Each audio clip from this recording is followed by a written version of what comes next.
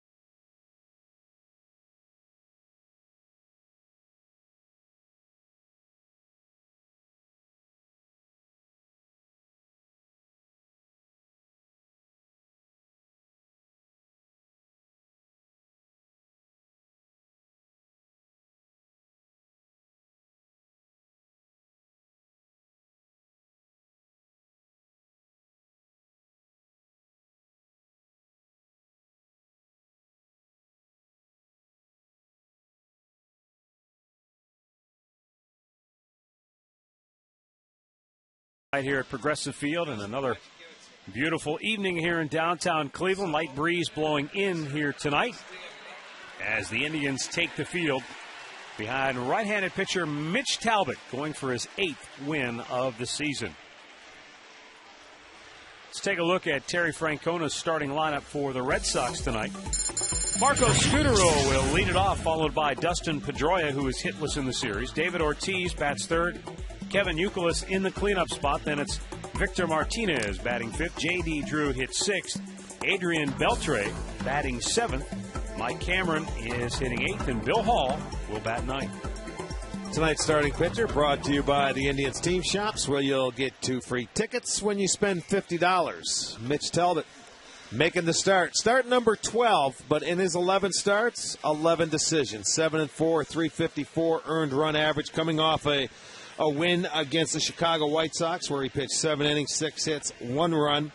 He walked 3, struck out 5, but Talbot's been very, very good. He is 2-0 after pitching after a Cleveland win, and they certainly coming off one yesterday, an 11-0 shutout. Let's take a look at the Home Depot doing more on defense. Indians defensive lineup. It's Kearns, Crow, and Chu in the outfield. It'll be Marte, Hernandez. Donald gets the start at second tonight. Duncan is at first base. That's more savings, more doing. That's the power of Home Depot with Lou Marson behind the plate. Let's take a look at the umpires for tonight's ball game. Andy Fletcher calling the balls and strikes. Adrian Johnson at first. Mike Everett at second. Todd Titchener down at third. Folks filing in to watch the finale of this 4-game series. Indians on the heels of an 11-0 whitewashing of the Red Sox last night. A 2-hit complete game shutout for Justin Masterson. And now Mitch Talbot. His first pitch to Marco Scutaro is low for ball 1. 71 degrees, our game time temperature.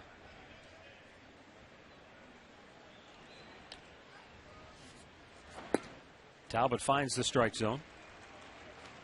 The Indians starters in this series have been terrific. Masterson, the complete game shutout last night. David Huff allowed 3 runs, but none of those were earned in his 6 innings of work. And Fausto Carmona went 6 innings, allowing just 2 earned runs in his start. Well, the Red Sox came into the series hitting .274 as a team, and right now it's .271, and they're hitting .202. So they really have done a nice job to this offense that was number 1 in the league in runs scored. They walked. They haven't hit a home run. So they've done a really good job when you take them out of Fenway Park. Terry Francona in his 7th season at the helm in Boston.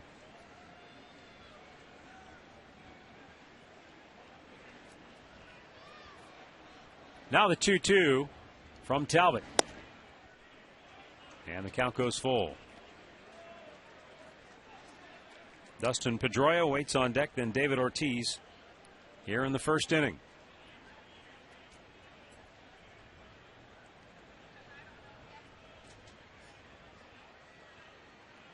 Talbot's payoff pitch. Back to the screen. In addition to not giving up many runs, I suppose the key for Indians starting pitchers in this series, they've kept the ball on the ground. 32 ground ball outs in their 21 innings of work. That's a great sign. And, of course, Justin last night had 18 ground ball outs. Again, the 3-2. And again, it's fouled away. We've seen Talbot before early in the game where it takes him a little while to get a feel, a command. He cuts it, he sinks it, and then all of a sudden he'll find that slot and it'll kick in. He does get a lot of movement on his pitches at times.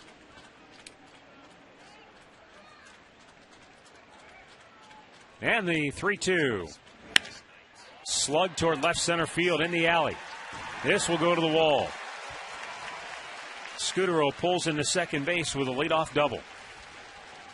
Well, he started this in game 1 of the series, where Scutaro had 3 leadoff doubles in that game. It was off Fausto Carmona. He did it in the 1st, the 5th, and the 7th. Here it is. That's a slider on the 3-2 pitch out over the plate that he plugs a gap. That's why he pulled it to left center. They were playing him over, figuring maybe it'd be a fastball. It's a hanging slider. Scutaro hits his 15th double. Brings up Dustin Pedroia, who is hitless in the series and batting just .167 over his last 19 games.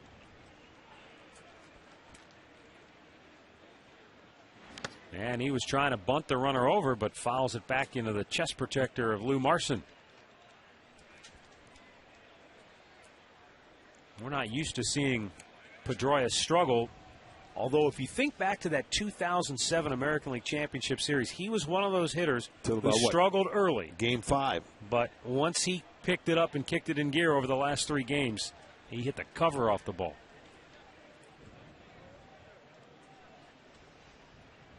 So he's capable of hitting the switch at any point. Well, that's why he's over there trying to move the runner over and bunt him over to get the job done, and there he goes. Runner goes on the pitch. It's hit into left field, and Scutaro will score.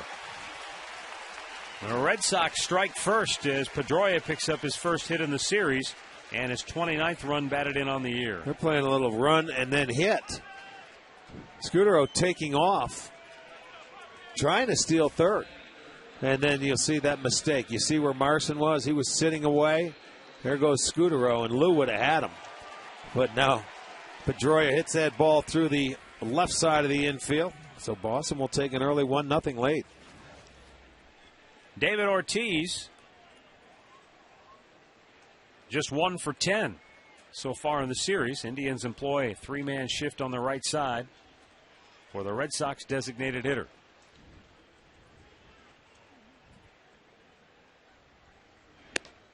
And way outside for ball 1. Well, that's what we said about Talbot and right-handed hitters. First 2 right-handed hitters are 2 for 2. Right-handers, 308 off them this year. Left-handers, 180. And I saw where Joe Madden yesterday in the game, they were facing Sean Markham of Toronto, who's very good against left-handers. He told his switch hitters to go up and hit right-handed. He had 2 of them in the game. They both did, and they were both successful. Going to the right side of the plate, hitting off the right-handed pitcher. I wonder if anybody will do that against Talbot this year. And the reason for that? Well, I mean, he's so good against left-handers. But you take what are you doing to You're have that probably success? taking away his best pitch. And what you do with Mitch out there from the right side, you probably take away his changeup. A lot of it, which is his best pitch to left-handers. 3 balls, no strikes to Ortiz. And Talbot trying to find it here early. There is Kevin Youkilis waiting on deck.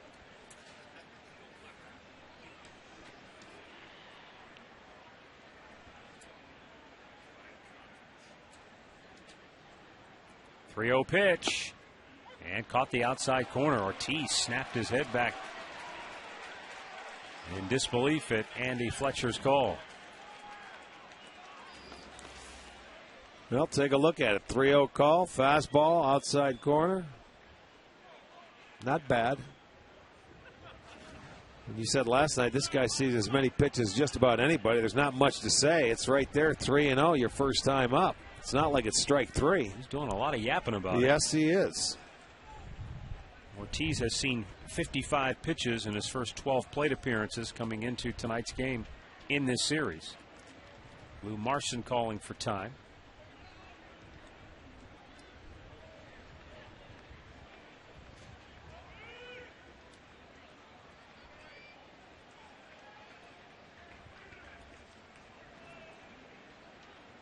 The 3-1 runner goes, and it's ball 4. So the first 3 Red Sox have all reached here to start the game. 1 run already in, and Kevin Youkilis will be the batter. Well, you see that complaining helped him there. That was the same pitch as the 3-0 pitch.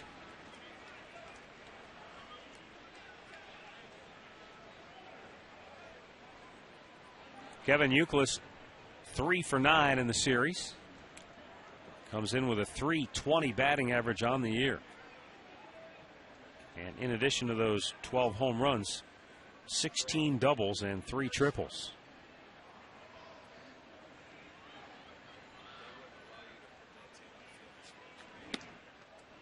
And ball 1, and Marson's going to go out for a chat.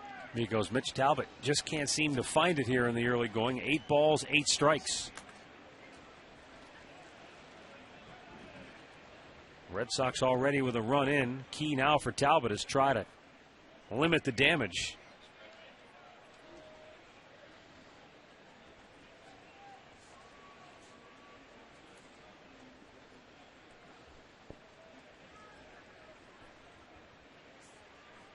Not easy to do with this guy at the plate, though. The 1-0 finds the strike zone to even the count. Youkilis is one of those hitters who, if you do miss in the strike zone, he won't miss.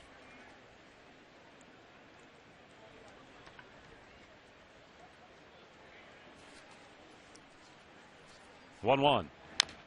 Chopped foul. He has induced 9 double play balls on the year. Tied for 8th best in the league. Well, he usually gets that ground ball, but right now he's finding himself trying to get the command of the cutter, of that little sinker where he can get his ground balls, and he's having a tough time finding the zone. And when he has, the guys have taken advantage of it. The first 2 hitters that lead off double, he hung a slider on a full count, didn't want to walk Scudero. Pedroia hits the second pitch. They were taking off running, being aggressive. After last night, they only had 2 hits. They already have 2. 2 balls, 2 strikes. Youkilis in his last 9 games, batting .429 with 11 runs batted in during that time period. Victor Martinez is next.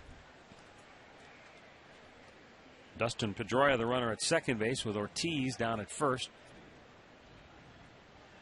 And the 2-2 chopped to third. Marte bobbles it, and he won't get it out. Well, Andy Marte getting the start tonight as Johnny Peralta gets a night off, and a first inning error, and a costly one when you've got your pitcher struggling. Yes. You need to make that play. Well, not only that play, that would have been a double play. You at least got to get one, though. Well, absolutely. I mean, you don't anticipate 2, but it's a double play ball. So, at least you have to get one. He couldn't handle that. It's the first time he's played third base in quite some time. And he's throwing a lot of pitches, and you're waiting back on it, so it's an error. Now they have the bases loaded still with nobody out, and you cannot spot the guy you're facing tonight, John Lester, more than a couple runs early. The way he's been pitching. Victor Martinez.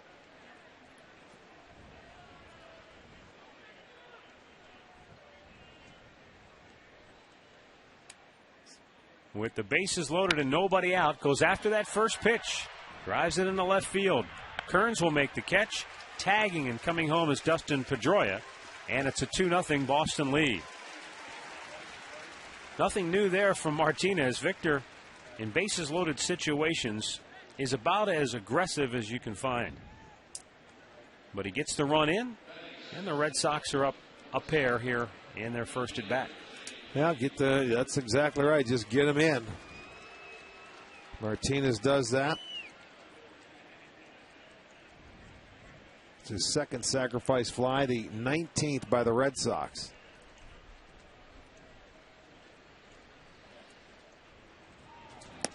J.D. Drew looks at a ball down low.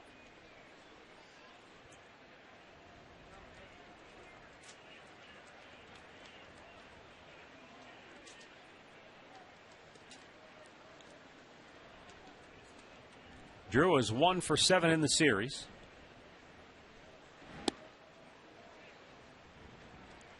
And the count 2-0.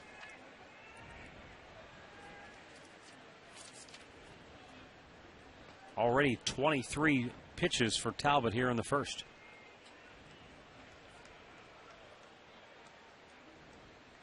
And the rookie right-hander deals on the 2-0. And that missed badly. 3 balls, no strikes.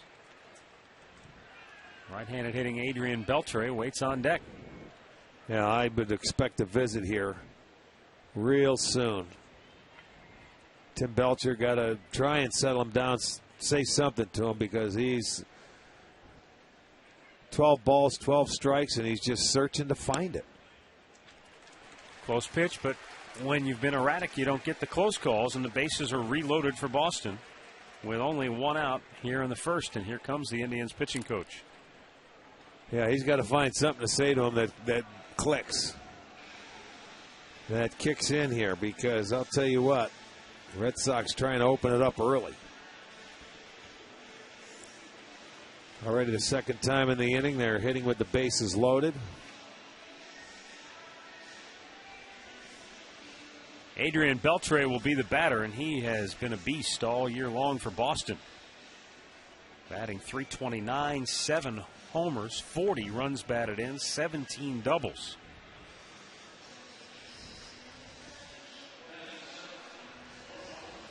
Beltre has really been a great addition to this Red Sox team. And it's funny, we were talking about it before the ball game. This team still has Mike Lowell, who was a key component to this club for a number of years. They tried to trade him. They had him traded in the offseason to Texas for Max Ramirez, a former Indians catcher. And then had the problem, didn't he? A hand problem? Strike called over the outside corner. Well, the bottom line is he's still here with the Red Sox, but you don't see him play very often. Hasn't appeared in the series. And Lowell has only played in 26 of the Red Sox 59 games so far. Good off-speed pitch there, and it's 0-2. Well, you can see there Beltre cheating, and Mitch comes up with the changeup in an excellent location. He was geared for the fastball and got that changeup. Bases loaded, 1 out, 0-2 pitch.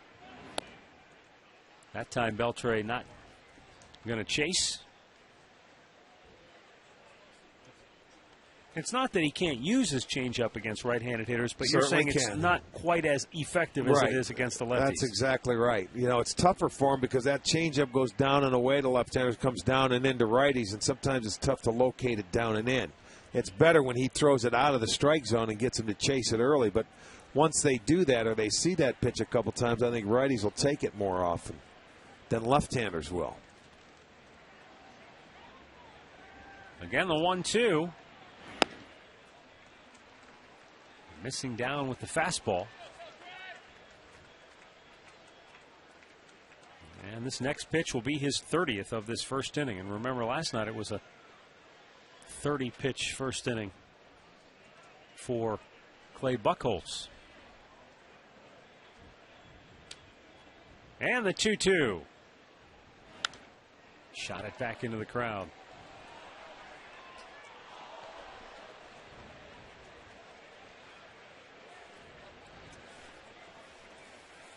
Mike Cameron in the on-deck circle. Beltre, the 7th hitter of the inning for Boston. They lead it 2-0. Bases loaded. 1 out. Popped in the air. Second baseman Jason Donald makes the grab. Everybody has to hold. And there are 2 down.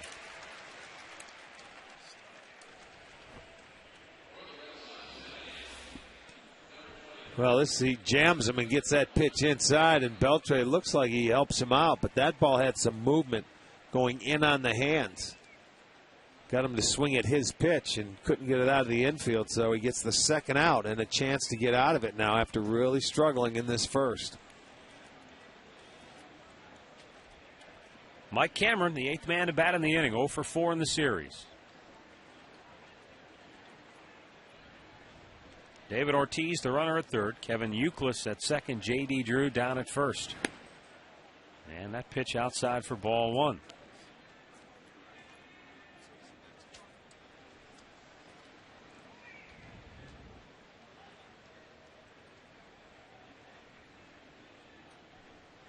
Mike Cameron missed 34 games with a lower abdominal strain. Came off the disabled list on May 25th, and since then has batted .292.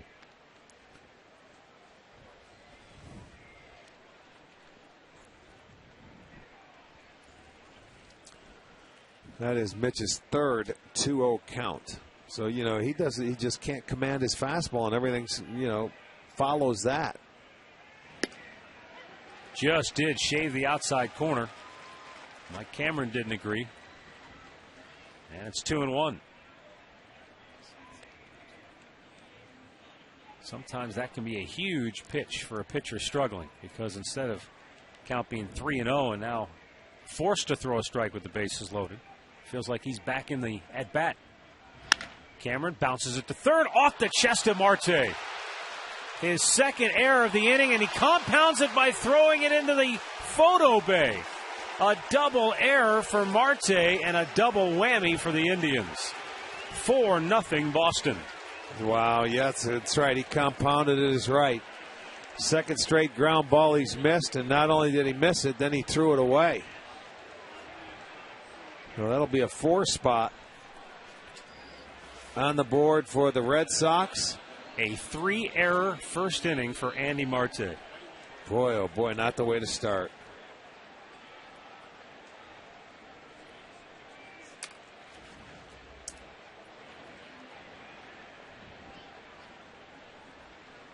Runners at second and third with 2 down, and Bill Hall, the 9th man to bat in the inning.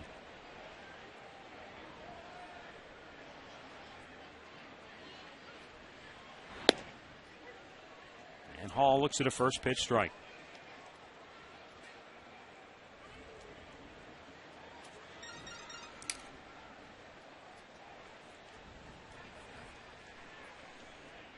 J.D. Drew at third, Mike Cameron at second now after the error.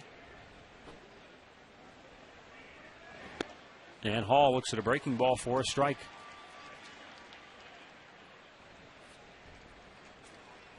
Quickly the count 0-2.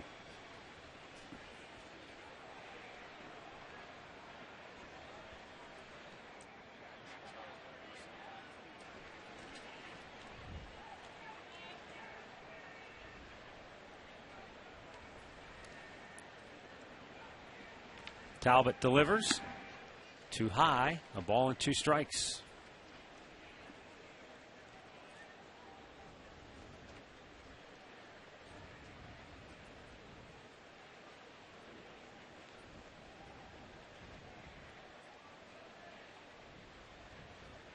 You talk about wanting to dig a hole and disappear. Well, yeah, I mean, it's taken everything right out of the crowd. It is very, very quiet here, and Talbot's still struggling. 38 pitches.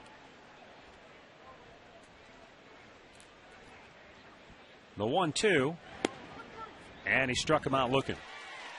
Red Sox bat around, score 4 times. But Mitch Talbot, while he didn't pitch well, got no help from the man at the hot corner.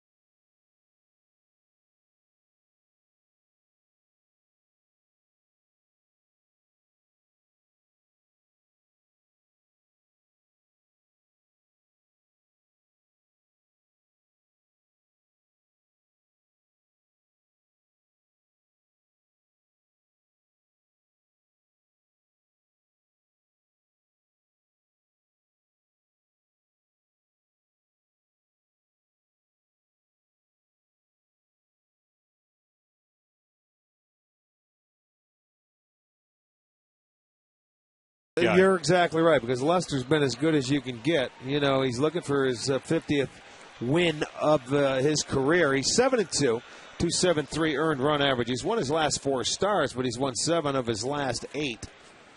And he's had a terrific, he's 7-0 over his last 9 starts. And you mentioned it earlier today, 6-0 when he toes the rubber against the Indians, although his personal record is 3-0. Trevor Crowe leading off here. And he takes a strike. More importantly, though, Rick, this guy is a winner. Well, he doesn't give up many hits. He's only given up 54 hits in his 79 innings, which equates out to a 195 opposition batting average. So you're not going to get that many base runners. He doesn't walk many. He keeps the ball in the ballpark. So if you get him, you don't let him settle in. You're going to have to come back and try and get him early.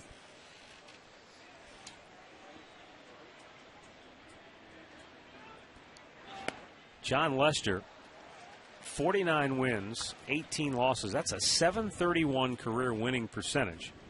Best in baseball history since 1901 among pitchers who have had at least 50 decisions in their career. So still young and still probably a long way to go in his career, but he's off to one heck of a start when it comes to wins and losses.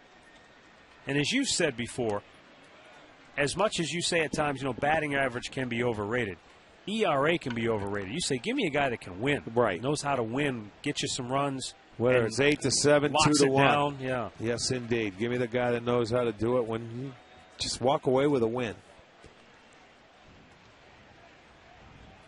Shin-Soo Choo waits on deck, then Austin Kearns here in the first.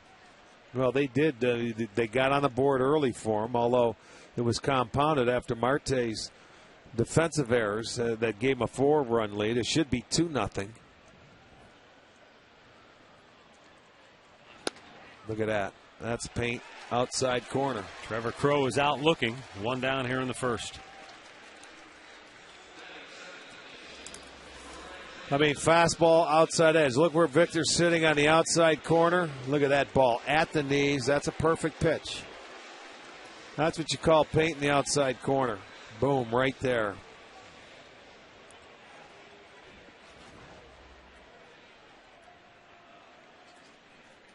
Shin-Soo Choo, 4 for 9 in the series.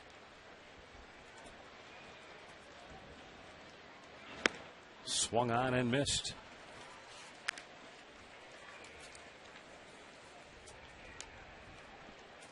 That game that he had a no decision back on May 15th against the Detroit Tigers. He went 7 innings, and he left leading that ball game 6-4. Bullpen gave it up. They ended up losing that game in extra innings in the 12th. Other than that, he would have been on an 8-game winning streak.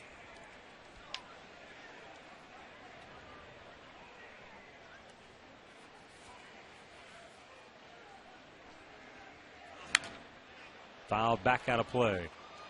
1 ball, 2 strikes.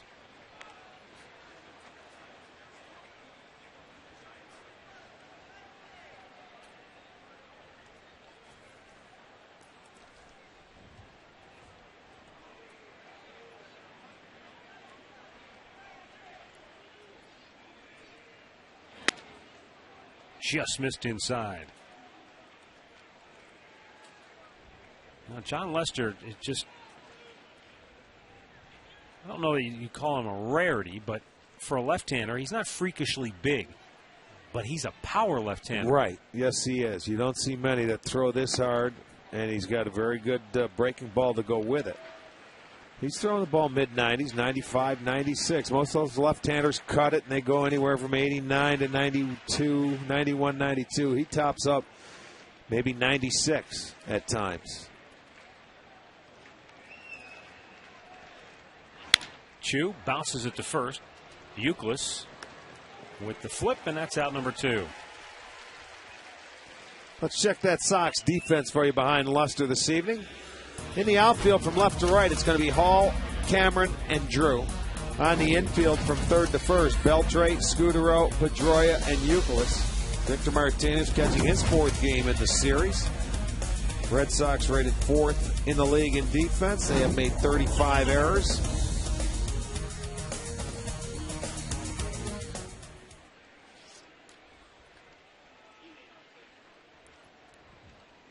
Austin Kearns steps in here, 2 for 11 in the series.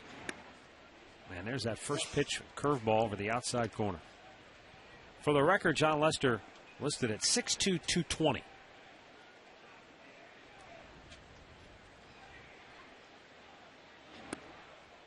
And, of course, we just had the baseball draft, and here's a guy who scouts had to be salivating over when they first saw him. You know, the Red Sox were. Drafted him in the second round back in 2002. He held out all summer and then signed in August with the Red Sox, 2002.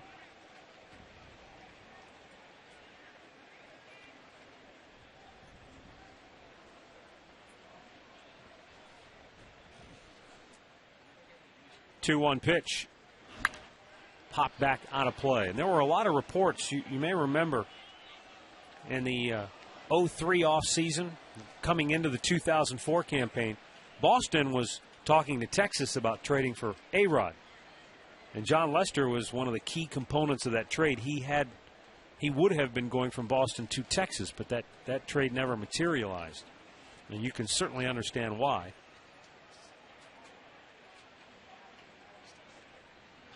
Swung on and missed. A pair of strikeouts for John Lester, and the Indians go 1-2-3. It's 4-0 Boston after one.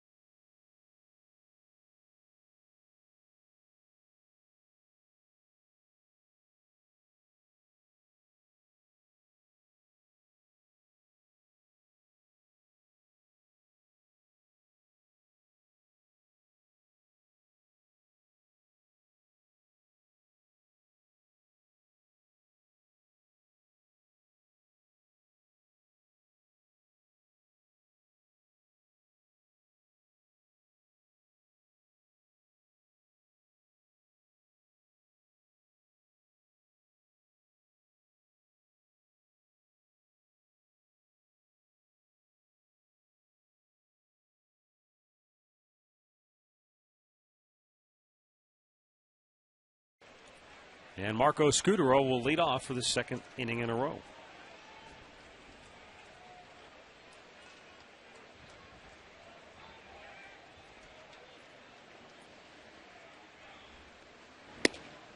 Fastball strike over the outside corner.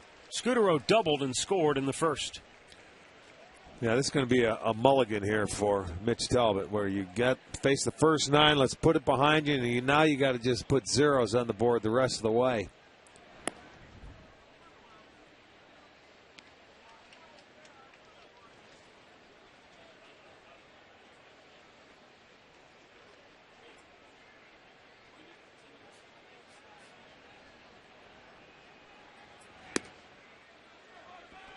Two balls and a strike.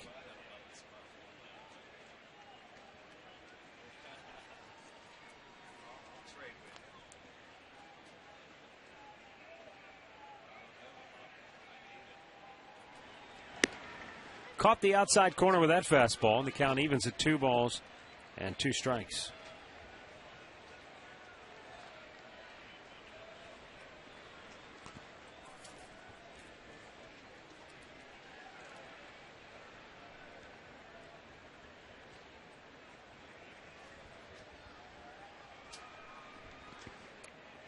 Scudero now 4 out of 14 in the series. And Mitch Talbot's 2-2 pitch. Full count.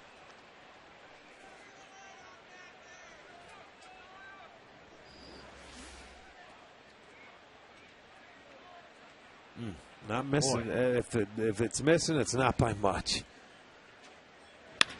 Back up the middle and into center field. No, Marco Scudero is 2 for 2 tonight.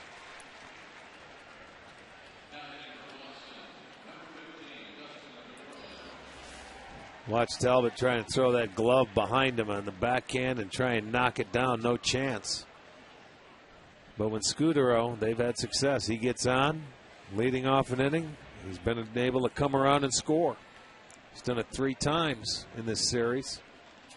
Dustin Pedroia, an RBI single and a run scored his first time up.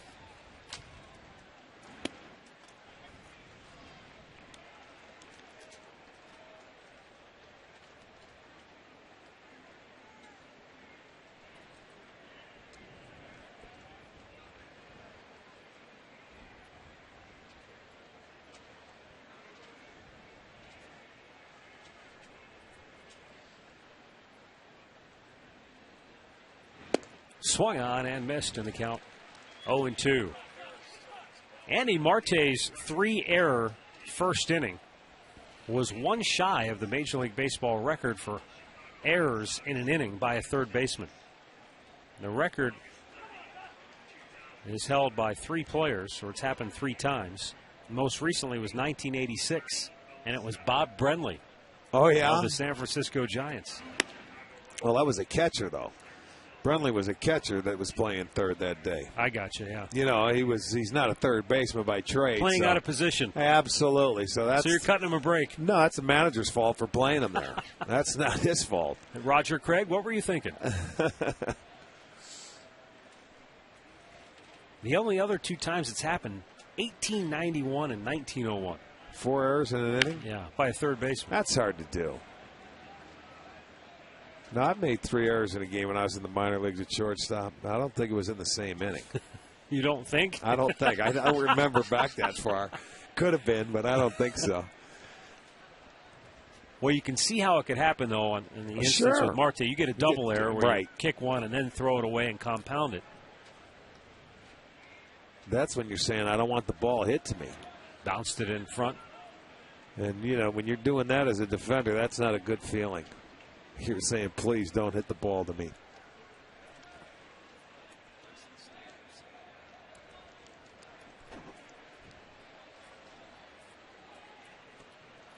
That note on the most errors by a third baseman in an inning came to us from Redbird.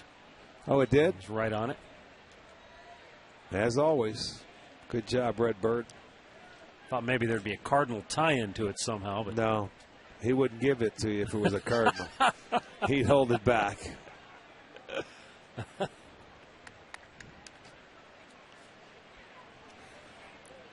Yeah, Redbird says, if it was a Cardinal, we'd have had it quicker because he'd have known. He'd have remembered fast. He wouldn't have had to look it up. 2-2 runner goes. And Pedroia shoots it back foul.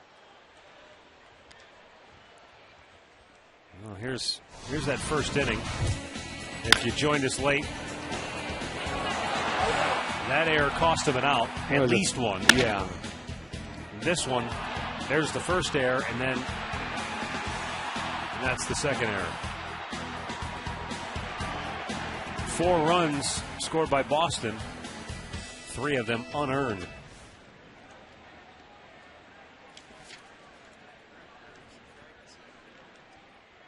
The 2-2, and it's outside full count. And that's the problem, too. You've got a pitcher already who's struggling. He's obviously not, has his best stuff. And then when you make the errors behind him, it's a recipe for disaster. Yes, it certainly is. This is I've never seen Mitch struggle like this. And then, of course, the errors don't help, but he's really struggling to find the zone tonight. Normally, he works quickly. He's got the zone down, and these first 2 guys have done all the damage. They've got all 4 hits. Pedroia on the 3-2 pitch, singles to left. Scudero was running on the pitch, but Ball was hit so hard he couldn't advance any farther than that. Well, and you watch the location of it right there, right down the middle. There it is. Get some extension. So the top two guys, Scudero, Pedroia, 4 for 4. You mix in a couple of walks and 3 errors, and you're right. It is a recipe for disaster. Well, here's David Ortiz. He walked and scored in the first.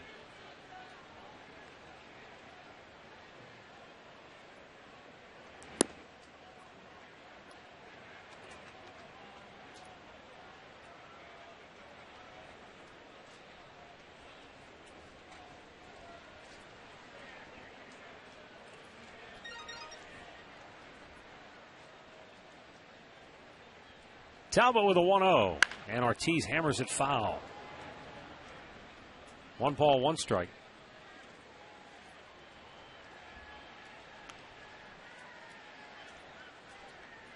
Can't imagine what that has to feel like for a major league pitcher, especially one who's had as much success as Talbot has had this year, to be out there in a game like this.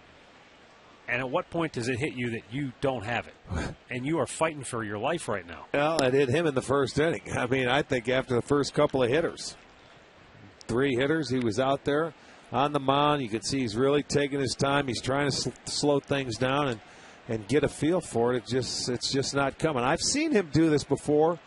I think in New York it started early, but he was able to get it back quickly. Remember in Detroit, too, his start there, he got banged around his early very in that first game. one? But he hung in there and wound up pitching. The last 3 innings he got out of, yeah. And as Russell Branyan mentioned earlier on the On Deck show, he referred to Talbot as a flatliner. In other words, a guy who doesn't show emotion, heart rate doesn't seem to speed up. Right. I mean, if you looked at him right now from a body language standpoint, you wouldn't know that he was down 4 or up 4. And that's a good thing with a starting pitcher. The 2-2 popped him up. Anderson Hernandez calling for it, and the shortstop makes the catch, 1 out. Well, it'll be fireworks night tomorrow night. The Indians will take on the Nationals of Washington, and always a great post-game fireworks show. It'll be synchronized to the girls of rock music tomorrow, including songs by the Go-Go's, Pat Benatar, No Doubt, and Joan Jett. So come on out. Seems like it's going to be a nice night. Watch an interleague ball game and enjoy the fireworks afterwards.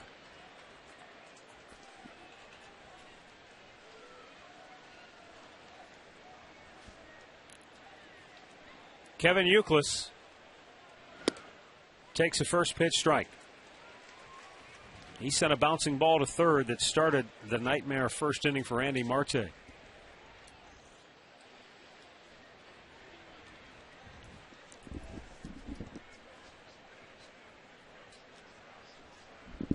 Already the 60th pitch of the night for Mitch Talbot.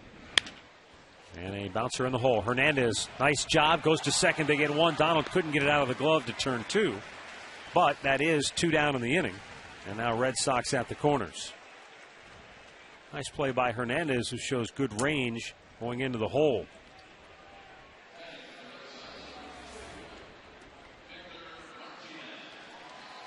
Got the ground ball he needed, but it was just a little too much in the hole. You're not going to turn that one anyway, even if Donald feels it clean. He throws a little low, even the double clutch. Well by the bag, but a chance to get out of the inning and put a 0 up there. 2 down for Victor Martinez, who drove in with a run with a sacrifice fly in the first inning.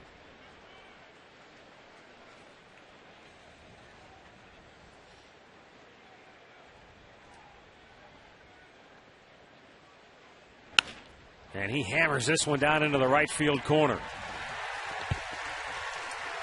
Scudero scores. Youkilis stops at third. Victor Martinez with an RBI double. He's driven in 2 tonight. 5-0 Boston. Second double of the night, and that's the Red Sox lead the league in that category. And Victor's been very hot. Man, he's hitting since mid-May. He is hitting 13 of 17 games with 10 multi-hit games, and he just continues to get that average climbing. He's going to be right around that 300 mark now.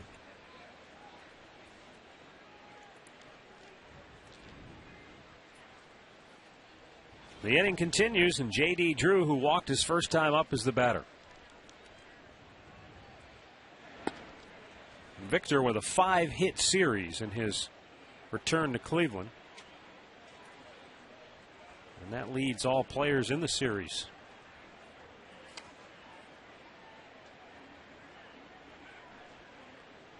Now I take that back. Now Scudero has 2 hits, so he's even up with Victor. They both have 5 knocks. 1-0 pitch. J.D. Drew takes another ball. 2-0 the count. Victor's seen 2 pitches tonight, by the way. Oh, well, I've seen him go after 4 first pitches. It doesn't matter.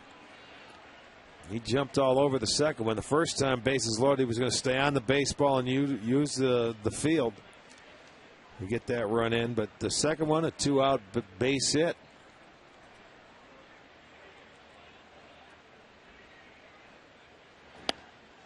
Drew takes a strike, and it's 2-1.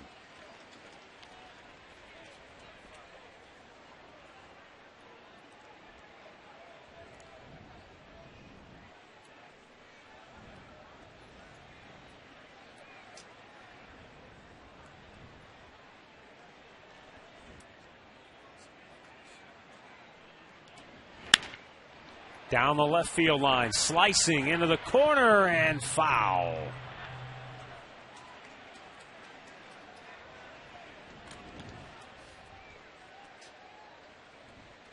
Boston up 5 here in the second inning.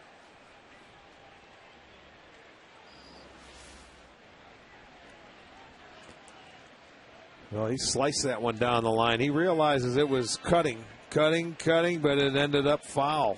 Hit it a long way.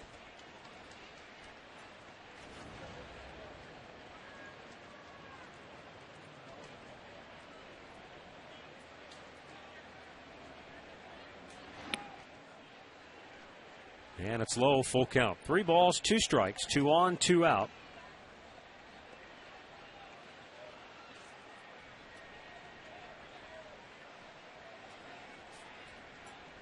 Adrian Beltre would be next.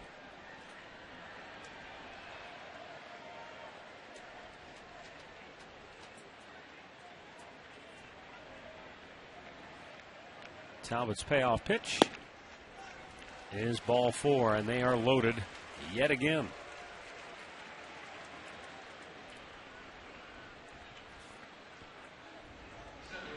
Adrian Beltre to the plate, popped up on the infield his first time up.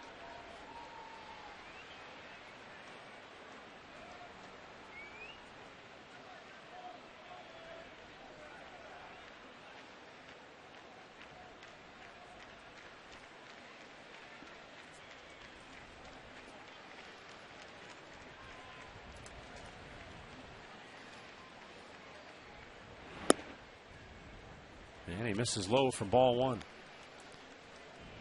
About the only thing the Indians can hope for is that all this sitting around might disrupt John Lester. Well, not when you have 5 runs on the board, and he's already faced. This is his 16th hitter he's faced, and they've got, you got to think about he's going to get out of it. Jason Donald throws out Beltre. Red Sox add a run, middle of the second, 5-zip Boston.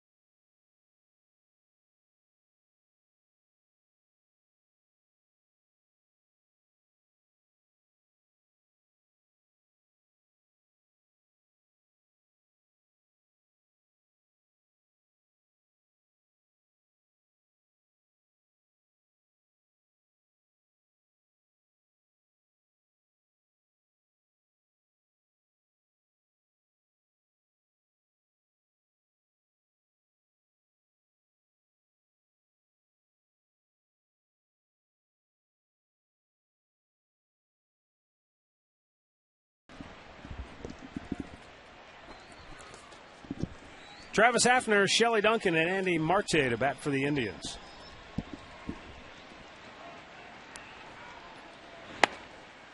Travis Hafner takes the first pitch strike.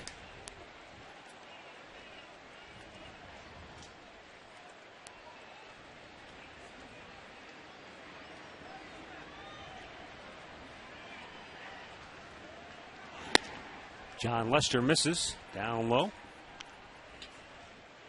Hafner 2 for 9 in the series. His grand slam was the big highlight in the Indians'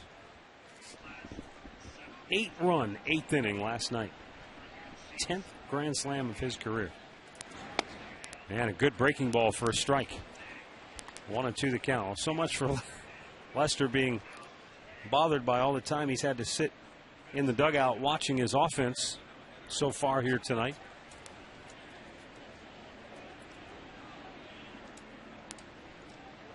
He's had good command of all his pitches. And this one's popped up to Pedroia. 1 down here in the second. Our great clip of the game from last night, Travis Hafner's grand slam. Number 10. Trailing Manny Ramirez in all-time grand slams for the Indians. Manny has 13. Relax. You're at Great Clips. Yeah, 13 as an Indian, and I think he's got 21 as... yeah, because he's closing on the all-time mark. Right. Garrick's got 23, Ramirez 21, and A-Rod hit his 20th against us in New York. All month long, when the Indians hit a home run, STO, Shell, and Conrad's Tire Express and Total Car Care are giving away free gas. Last night, Pronk's Grand Slam won our contestant $1,000 in free gas plus a set of tires from Conrad's. Yeah, I wonder if he went out there and got those tires today. Well, for every homer, Shell will give $300 in free gasoline, and then, of course, the big prize of $1,000 in gas and a set of tires from Conrad's for every Grand Slam. You can get involved. Log on to stohd.com and register all month long. Nancy Skrull is our first contestant here tonight.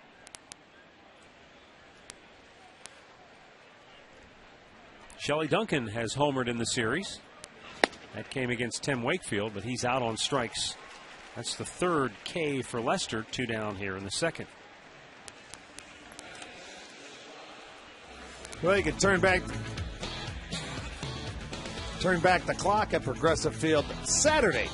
Tribe will take on the Washington Nationals. The Indians will be wearing their 1920 throwback jerseys, while Washington will sport their 1924 Senators uniform. It's also Shin-Soo Choo bobblehead on Saturday night.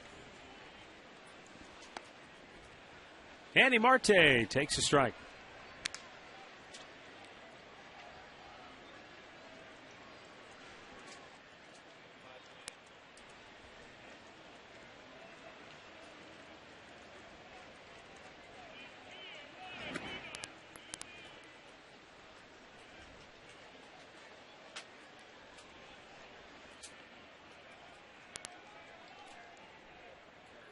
Marte, a 3-error first inning that allowed the Red Sox to jump out to the early advantage.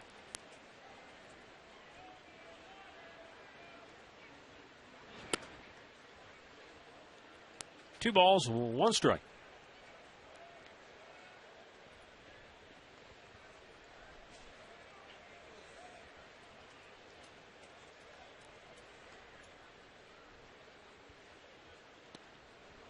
Man, 2 balls and 2 strikes. Lester has command of every pitch here tonight. Well, he has. I mean, that was a 90-mile-an-hour pitch. Not quite sure exactly what it was. I've seen the cutter. I've seen a curveball. I've seen his 4-seam fastball. Painted the outside corner, and he has struck out his 4th. 6 up, 6 down through 2. 5-zip Boston.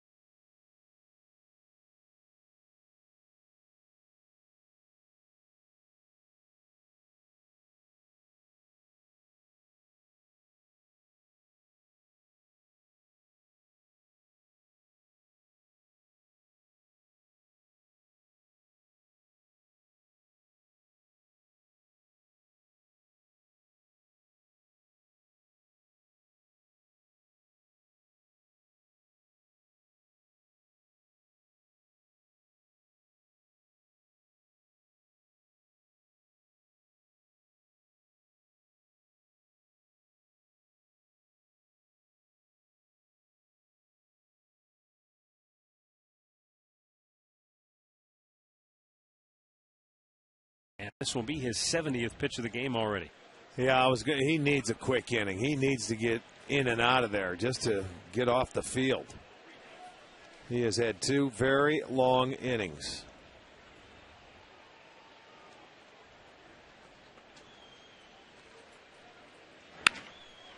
This slug to the alley in left center, and this will one-hop the wall. And Mike Cameron hustling into second base. They got him. What a terrific throw by Trevor Crowe. And Donald slapped the tag on him to erase Mike Cameron.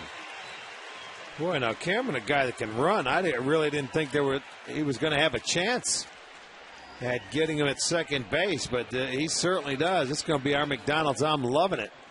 Let's watch Trevor Crowe track it down high off the wall, bare hands it. A strong, accurate throw, one hopper. There it is, gets him in the helmet. Donald applies a tag. He goes in head first. There's the tag. It was awfully close, but a great play by Trevor Crowe. Mike Cameron's probably seeing stars when he got up. Well, that's what happens when you go in head first. Yeah, there's times absolutely. where you could take a knee or something like that.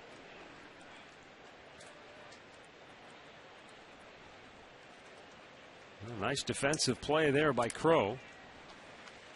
And Donald. You have to give him credit as well. Bill Hall struck out his first time up. Mike Cameron's like at a loss right now. What happened?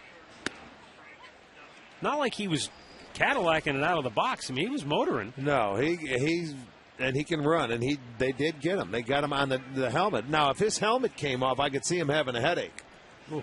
But his helmet stayed on, so that glove hit him on the top of the helmet before the hands get into second base, and he held on. Good play both ways. Talbot's 0-2 pitch missed outside.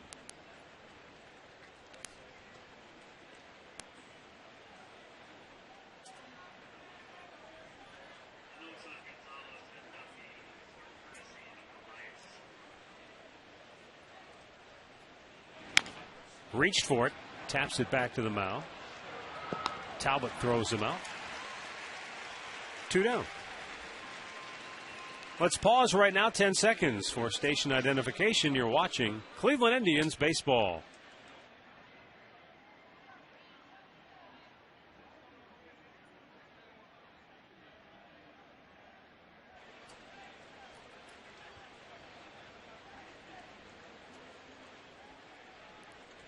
Matt Underwood, Rick Manning with you here at Progressive Field tonight. Boston with a 5-0 lead. 2 down, bases empty. Marco Scutaro 2 for 2, a double, a single, and 2 runs scored.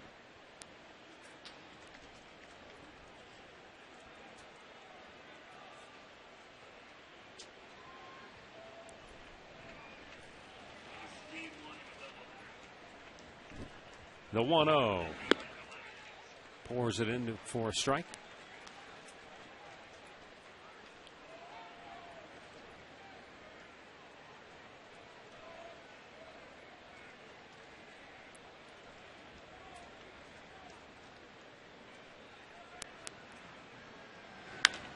Fouled out of play. Well, Rick, either lots of folks are going to be invading Cleveland this weekend from the D.C. area, or Indians fans want to get a look at Steven Strasburg, because in the last week they've sold over 8,000 tickets, 2,000 today alone.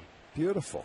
For Sunday's game between the Indians and Nationals. I think if the weather gets nicer, you may have a nice walk-up crowd as well. Hey, you're going to get to see one of the top-rated prospects in all of baseball.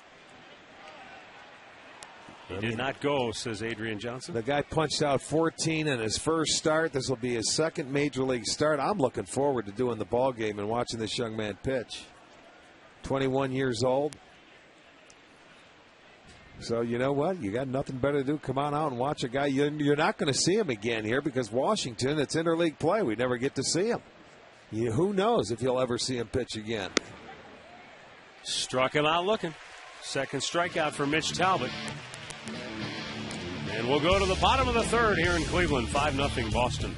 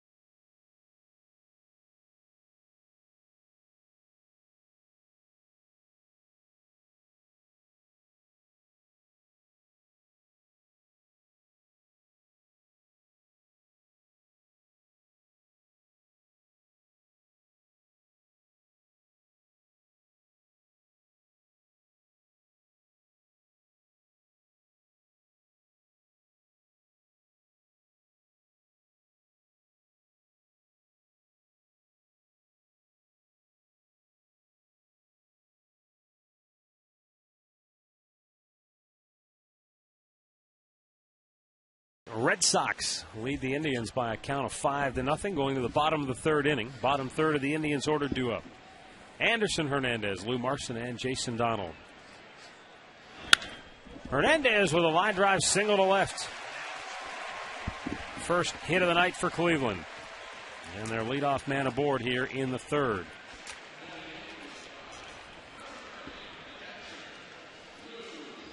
Well, you might as well be aggressive early because he's been throwing a lot of strikes. You get that fastball. That one was down but middle of the plate. Hernandez jumped on it and gets the Indians' first hit.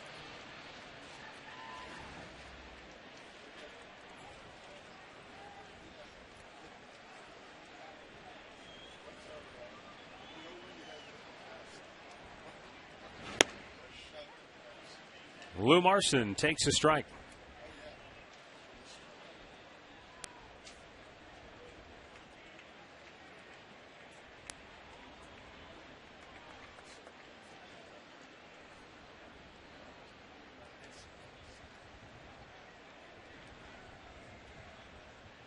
Lester lets it fly, and Marson fouls it over the top of the Red Sox dugout.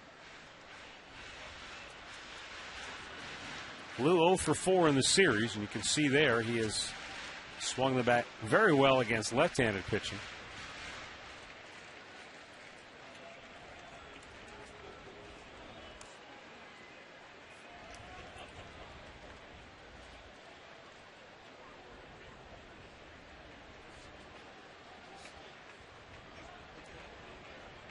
Lester's two-strike pitch. Check the swing.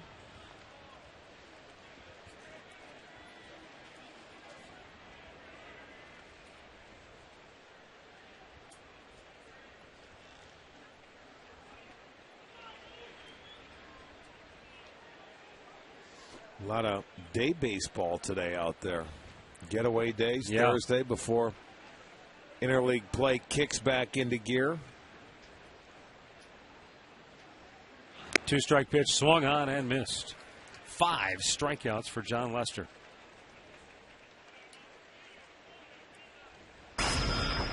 Well, there's one thing he's been able to do is command the outside corner, and it's been happening since the very first hitter. Now you change speed, you get a swing and a miss, then you go out there, you get it again and again. When you can man that spot, you're going to make it a long night for hitters, especially when it's 94 to 96. Yeah. And then you're throwing 2 or 3 other pitches to take you off of that fastball.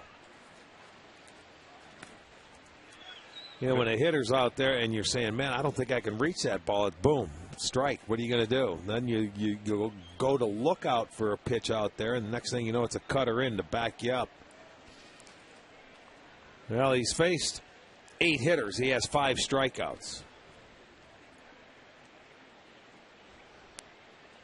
If he makes mistakes tonight, you have to take advantage, or you're not going to get any chances to score. Yeah, we told you, I mean, opposition batting under 200 against him this year. 3rd best in baseball.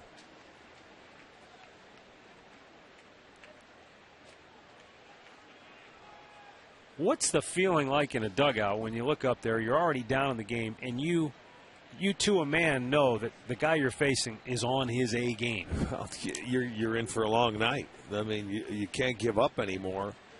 You know that. You just go up there and you do everything you can in your power to try and get a base hit and do what you can do. You'll see guys coming back shaking your head and you go, yeah, I know, he's tough. Yeah, I know, I just tried to hit a you know, sometimes you go up against a guy like Lester that's on top of his game. You hope somebody gets him. That's all there is to it. Get a base runner and someone hits one. 2-1 pitch. And Donald floats one into center field for a base hit. So 2 hits in the inning for the Indians as Anderson Hernandez stops at second base. See, now is when you want to get one, a big fly. But he doesn't give up many. He's only given up 4 this year. You know, when you look at it, and he hasn't given up a home run away from Fenway Park. That's amazing. He's 3-1. He's got a 2.30 ERA, hasn't allowed a home run, and he's now pitched in about 34 innings.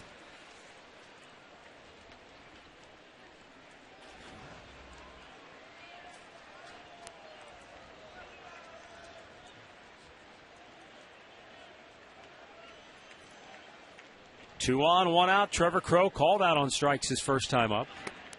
Down and in, ball 1.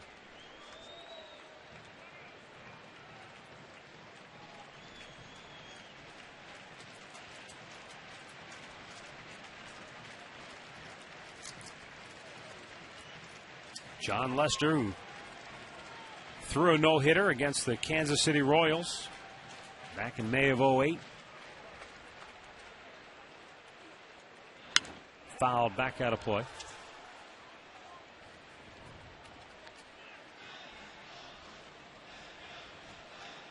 I want to send along birthday wishes. Bobby Walter of Solon turning 34 tonight. Bobby, happy birthday to you, and congratulations on your 21st anniversary. Don and Teresa Scrovan. I believe Don and Teresa are here at the game celebrating their anniversary. So. Well, then they didn't hear us unless they're TiVoing. Trevor Crow popped it out of play. Have you ever TiVoed in your life? No. I didn't think so. You know what that is? I do know what it is. I don't want to watch anything that bad. You can't see it live. Can't see it. It's Forget over. That's right. There you go. Trevor Crow down on the count, a ball and 2 strikes.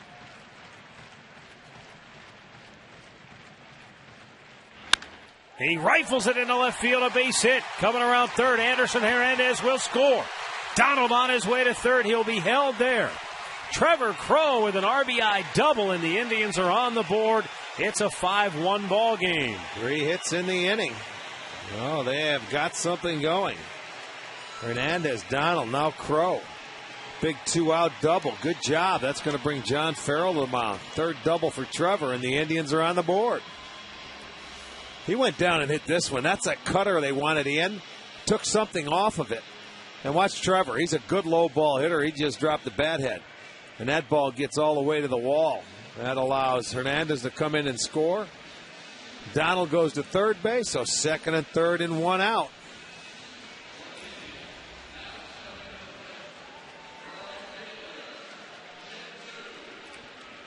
RBI number 12 for Trevor.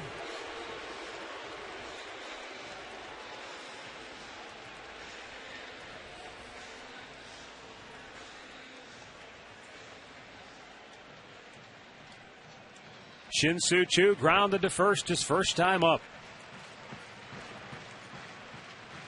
Red Sox will concede the run on the right side of the infield. On a ground ball.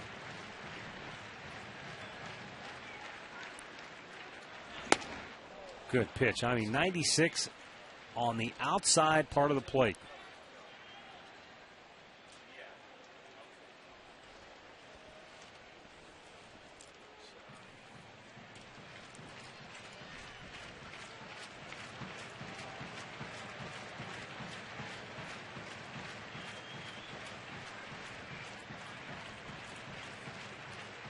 Lester steps away.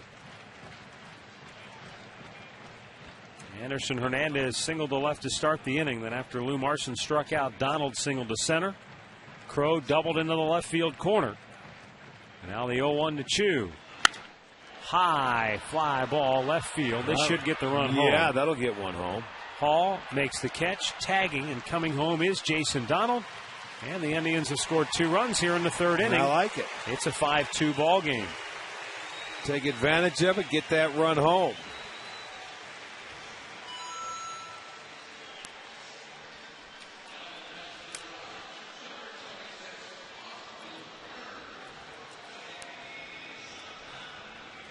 Now one more, something that they've been very good at this year, get that 2-out base hit with that runner in scoring position.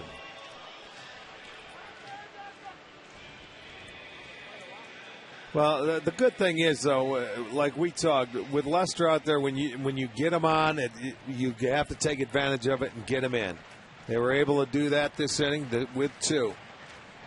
It would really be special if you could get one more.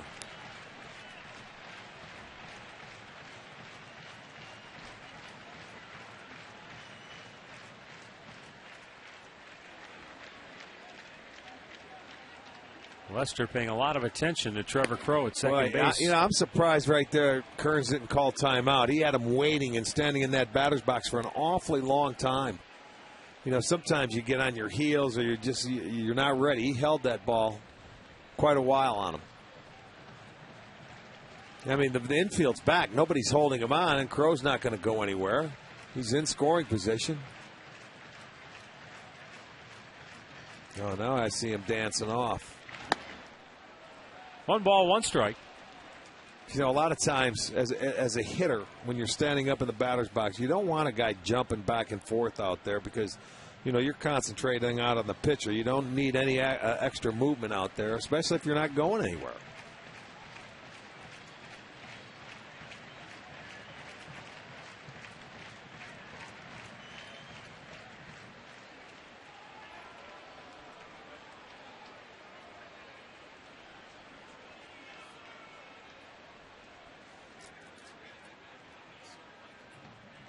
So John Lester has given up 2 runs here in the 3rd.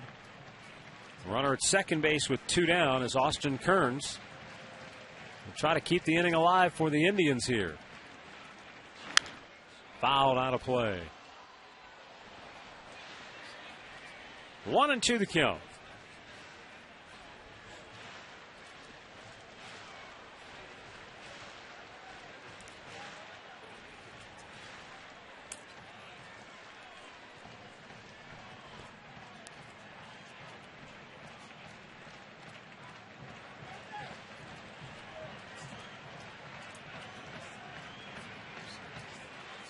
Lester's 1-2. And the count evens up.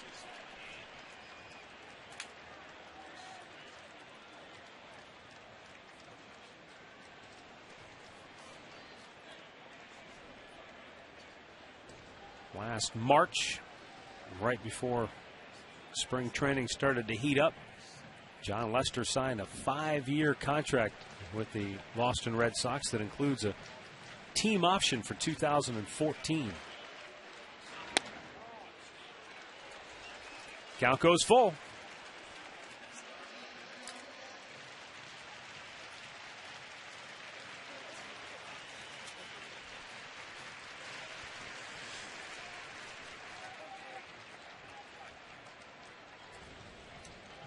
Pitch inning for John Lester, who really, cruised through the first 2 innings, striking out 4. Payoff pitch hammered to left field. A base hit. Hall charging. Coming around third. Crowe. Throw to the plate. Here's the slide, and the ball gets away from Martinez. And the Indians have scored 3 times here in the 3rd inning. That's a huge base hit there by Kearns. Very, very nicely done. And he smoked that ball. He took that cutter to pitch before. It was a great pitch to throw on as a left fielder. But Terry Francona out to argue. I'm not sure if they're asking if he touched the plate or what happened here. I think that's what he's asking. That's a one-hopper, perfect throw for a left fielder, a ball to come in. He makes a nice throw. In comes Crowe, but you see, he touches the plate and Victor drops the ball. Kearns goes to second base. Not a bad throw. Here comes the ball. Victor, in this hurry, touched the ball, and you can see he tagged him before he touched the plate, but he lost the ball. So the Indians get a break right there. Yes, they do, and 3 runs on the board. That is very big. And Kearns goes to second base on the throw, so he's in scoring position. And Travis Hafner to the plate.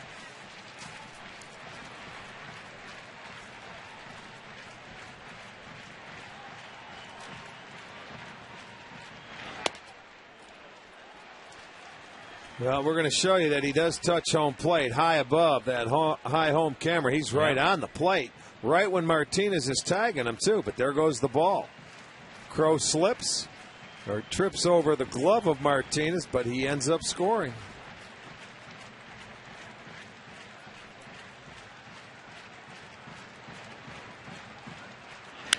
Hafner slices it foul, out of play. 1-1 the count. Now that is the most runs given up by Lester in his last 5 starts. That no decision I was talking about in Detroit in the middle of May, he ended up giving up 4 runs in that ball game, but that was in 7 innings. Well, you have to give this Indians offense credit because they certainly have taken their fair share of criticism. But to battle back down 5-zip, yes, and get it started with the bottom third of the order against a guy of Lester's stature is pretty impressive. Yes, it is. 1 ball, 2 strikes.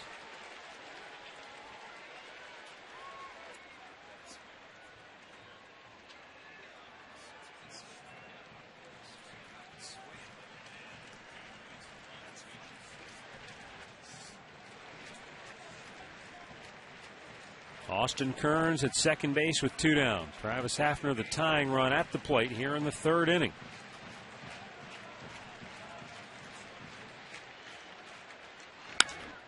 In the air, left field. Hall moving over.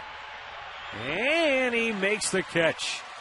That'll end the inning. But the Indians battle back to score 3 times. And after 3, it's now 5-3 Boston.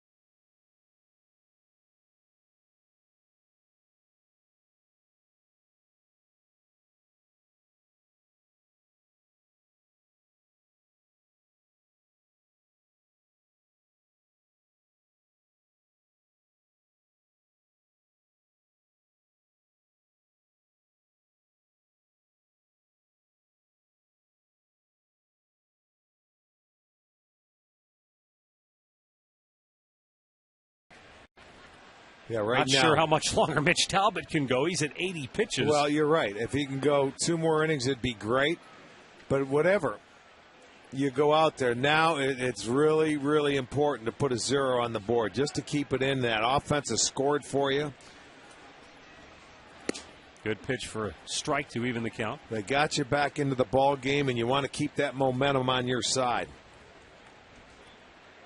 He's going through the tough part of the lineup that is giving him problems. But, of course, we found the way. Scudero, you don't let him lead the inning off. 2 balls and a strike.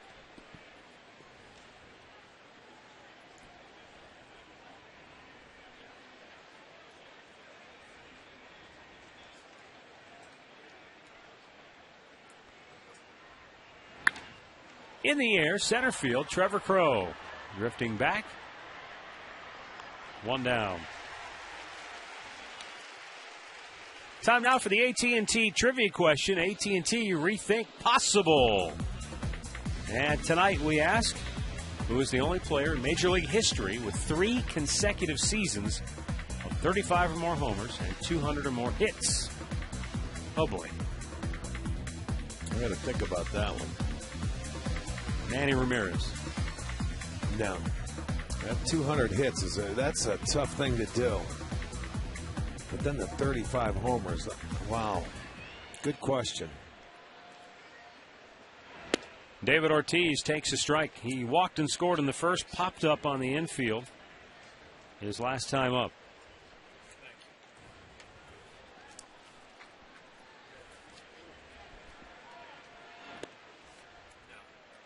1 ball, 1 strike.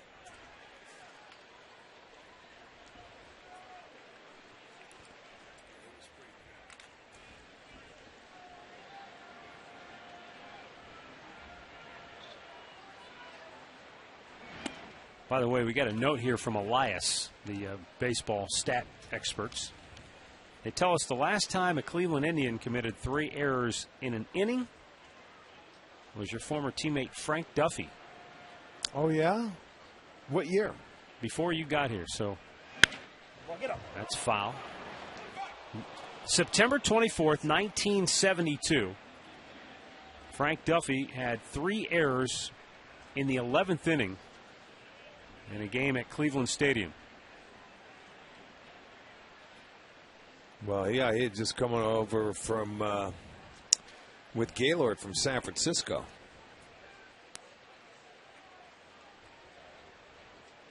That scorching foul ball that Ortiz hit struck a fan, and that's why he was taking a little more time before he stepped back into the box.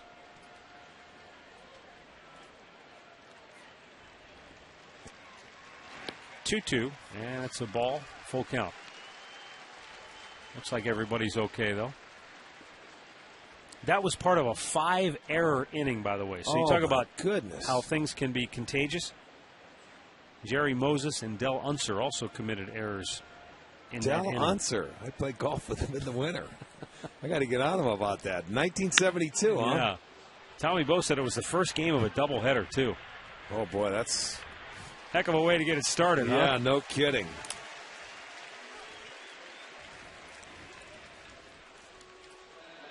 Well, you can save big on the National Series with Wahoo Bucks from Subway. You buy a $5 footlong at Northeast Ohio Subway restaurants, receive a voucher good for $5 off lower and upper box tickets to all 3 games. You can redeem your voucher at the Progressive Field box office or any Indians team shop. Kevin Youkilis looks at a ball outside.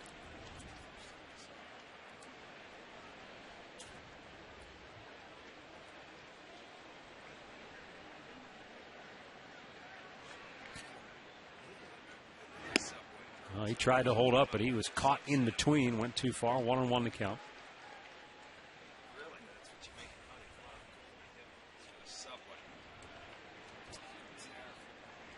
Youkilis, that error that he reached on in the first was the first committed by Andy Marte. He wound up with 2 more before the inning was over.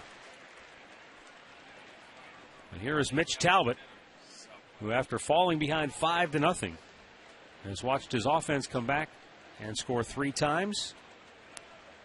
And he's trying to put up his second consecutive 0 on the scoreboard. Just missed inside. Well, we've seen Mitch do this a couple of times this year, where in games he's given it up early. And, you know, not all 5 runs are his fault, but, I mean, he's kept it there and he's given Manny 5 innings. He's a game competitor. Yeah, he really is. Now, whether he can give him 5 tonight, I don't know. But this inning right here, as I said, he get out of this one first with a 0 on the board, and then we'll go from there.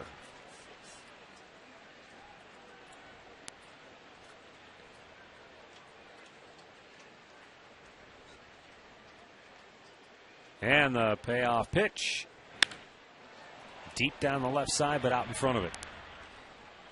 Well, whether he goes 4 or sticks around and goes 5, when he's done, it's going to feel like he pitched 10 or 11 innings. Right.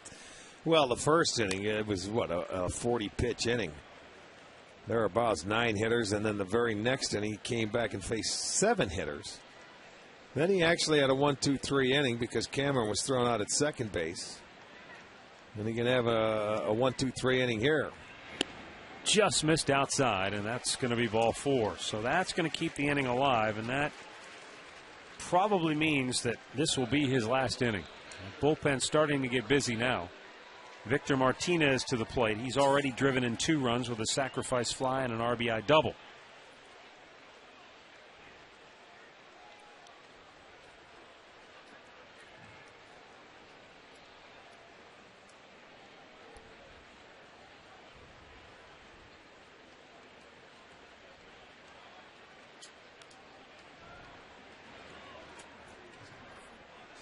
Victor has seen 2 pitches tonight. in his 2 at-bats.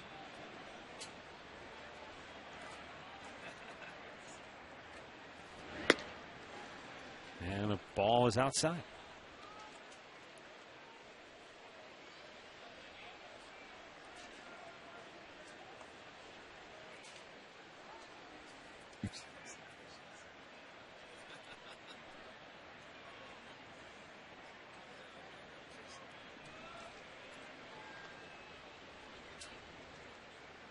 Euclid's the runner at first with 2 down.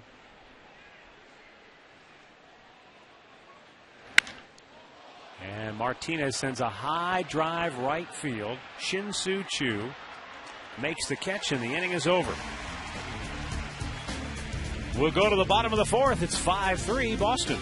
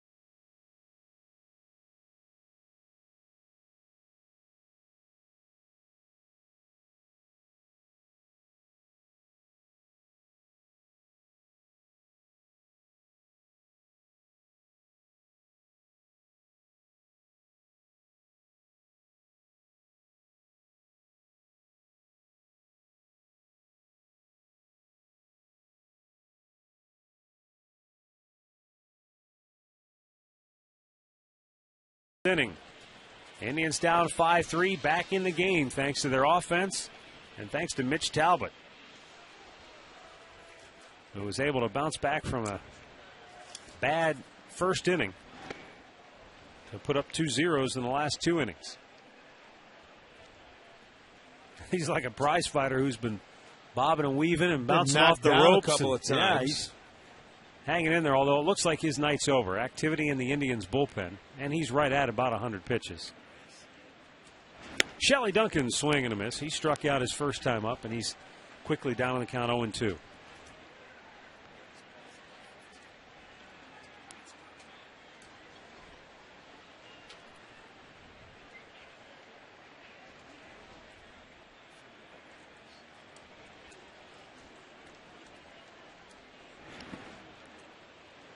One ball, 2 strikes. That's who you're going to see. Jensen Lewis coming on. Well, the bullpen's going to get their work tonight. You're going to need 5 innings of relief from that bullpen, and you're going to have to see a few more zeros.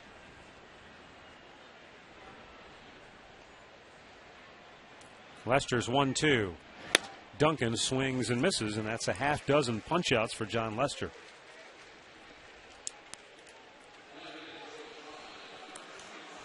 On this date in 1959, Rocky Colavito hit 4 home runs in a game. If memory serves right, that was in Baltimore. Yes, indeed. 4 home runs and an 11-8 win over the Orioles. Our legendary performance brought to you by Cabot Wood Stains. Don't knock the rock. I believe he had a 5th at bat in that game, and I'm not sure if he got the 5th hit or he hit one that went off the top of the wall. I want to know if anybody can check that out. Tommy will get that. Well, we have a guy who had a 4 home run game here tonight, Mike Cameron. Red Sox That's center right. fielder when he was with Seattle. It wasn't that against Chicago? It was The in White Chicago. Sox, the White Sox, yeah. U.S. Cellular. There is Mike Cameron. Not a guy who you would think would be a 4-home run guy, but he had one of those nights. Well, and that's a ballpark where ball can fly out of there.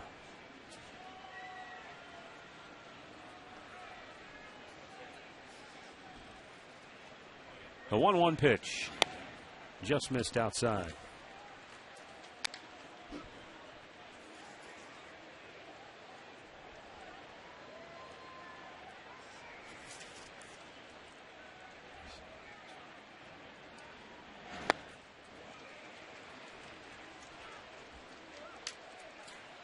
Two balls, two strikes. One down here in the fourth. Indians trail it 5-3.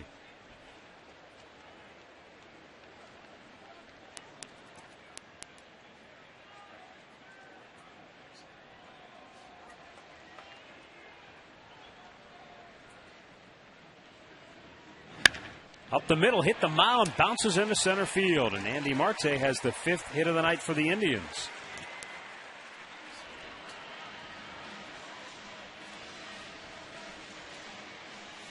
And that will bring up Anderson Hernandez, who singled and scored his first time up. He gives him a little swinging room, and I don't know if that was the fastball or he let up and maybe a changeup, but he gives him swinging room. Looked like a fastball to me. Takes it right back up the middle.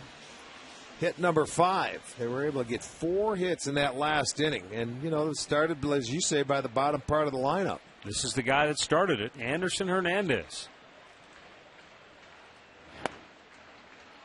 Hernandez was called up from AAA Columbus when the Indians designated Mark Grudzielanek for assignment.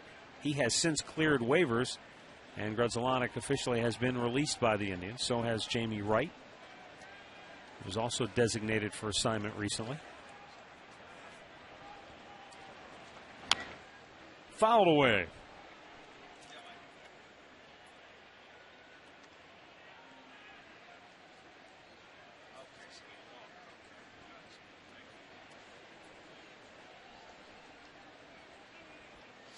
Redbird filled me in on the Rocky thing. He walked in his first plate appearance and then hit 4 straight homers.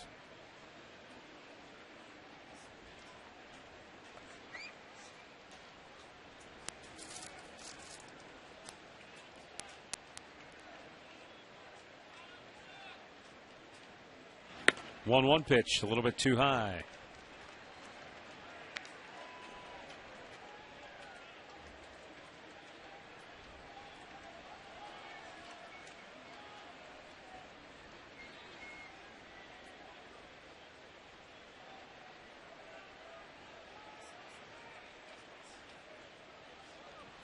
You know what else is interesting about that? What's that? That game that Rocky Colavito hit the 4 home runs in. Terry Francona's dad played in that game and went 2 for 5. Yeah, Tito. You know what? 59. That was the year that Tito was there. Did he hit 350 that year? I think Tito. 363, but did not qualify. 363, but did not qualify. I'm told. Tito was here first night of the series. Here to see his son and had dinner up in the Terrace Club. Didn't get a chance to talk to him, but what a great guy he is. You talk about bow-legged. When Rocky Colavito arrived at the ballpark the next day after hitting the 4 home runs, Mudcat Grant serenaded him with his own version of the Colavito Cha-Cha. I'd have paid money to see him. Well, Mud was a singer, as we all know. Yes, he was, yeah. Wasn't it Mud and his Pussycats? Yeah. And the Red Sox turn a double play to end the 4th inning. 4 complete, 5-3, Boston on top.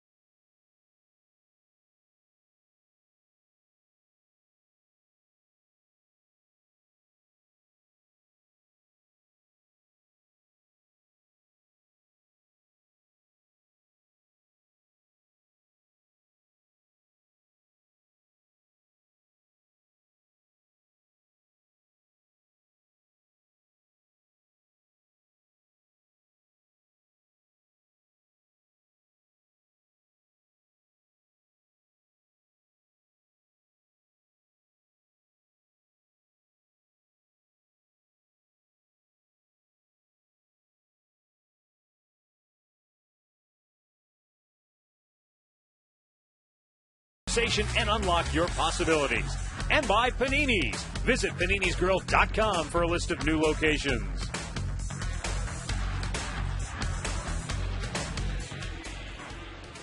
(5-3) Boston on top as we go to the 5th inning. And the Indians bullpen takes over from here. Mitch Talbot done after 4 innings tonight. His shortest start of the year.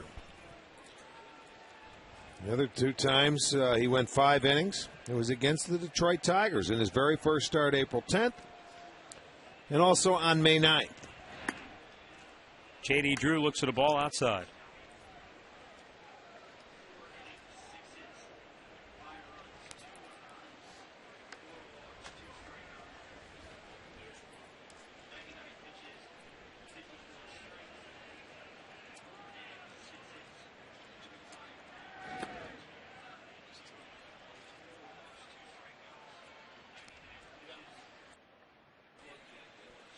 Mitch Talbot's night. Saw him allow 5 runs, only 2 earned in his 4 innings of work. 6 hits. He walked 4, struck out a pair. And Jensen Lewis delivers at the knees on the outside corner, 2-1.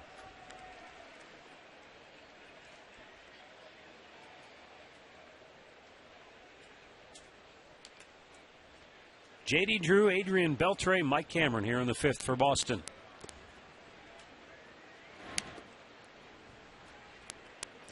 Well, Drew is a hitter that he's not going to chase after anything. If he doesn't like it, he's going to take it. He really is very disciplined at home plate. Rarely will you get him to chase something out of the strike zone. Swung on a miss, full count.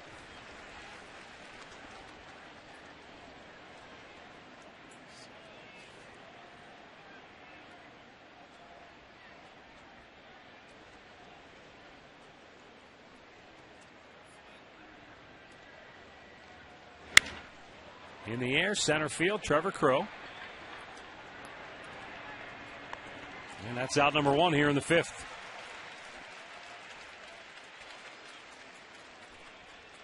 Time now to look at our GMC Sierra 5-star league leaders. Brought to you by the GMC Sierra. Never send a truck to do a Sierra's job. Well, in the month of June, Victor Martinez batting .516. I told you he was hot. He had 10 multi-hit games. Kevin Youkilis right there as well. You know, you were talking earlier about a lot of day baseball. I was watching part of the game in the clubhouse earlier. John Danks, who just pitched awful the last time we saw him, shut out the Detroit Tigers. I know he did. I see that score. He threw 7 one-hit shutout innings. Then the bullpen finished off the shutout. Well, he was embarrassed. After the way he pitched against us, he went out there and dealt today. White Sox beat the Tigers 3-0. That was Max Scherzer who was pitching for Detroit, and when I was watching, he was throwing really well. That's not bad. Yeah, 3-0. Beltre socks this deep to left over the head of Kearns. He makes a good play off the wall, and then all of a sudden scampering back, and they might have him hung up between the bags. The throw to second. No, he is safe. He eluded the tag of Donald. I'll tell you what, that's good base running on his part, because what he did, he was caught. He made the big turn, and then he realized Kearns' throw was going to be over the second baseman, so he continued to go, and it forced Duncan to make a good throw. He couldn't do it. Kearns made the bad throw. That's where he read it. It was up over, and he kicked it back into gear. I give him credit. That's good base running. He took the chance to get himself with 1 out in scoring position. He stopped. Now watch. He picks up the ball. He never put his head down, and he knew where the ball was at all times. Give him credit. Error charged to Austin Kearns with the throw, and it's the second time this year now that the Indians have had a 4-error game. I'll tell you one thing. That was good base running on his part, because he recognized that throw was going to be over the head of Donald at second base and kicked it into gear, and he forced the error. Boy, that's the one thing that cannot fall apart for this Indians team. They started out there playing pretty solid defense. Of course, 3 errors tonight, and that one there, 4 errors. When you don't score a lot of runs, you have to play perfect baseball. You can't afford to give up anything else. But there's one out. I look at that as very good base running.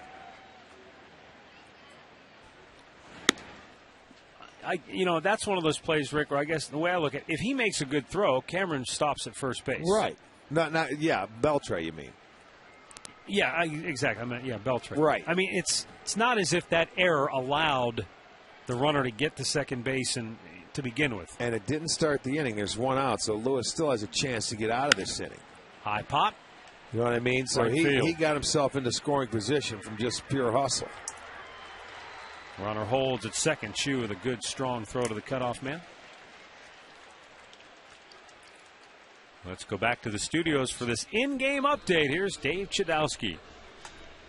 All right, Matt, Kansas City at Minnesota, top of 2, rough second inning for Scott Baker. Here's Mitch Meyer with a 2-run homer. Then right after that, Wilson Betterment, and that's back-to-back homers. It's 3-0 in the third. Back to you. All right, thanks, Chud. So it's the Royals beating up on the Twins in their home park tonight. And for Kansas City, they started the day 1 game in front of the Indians in 4th place.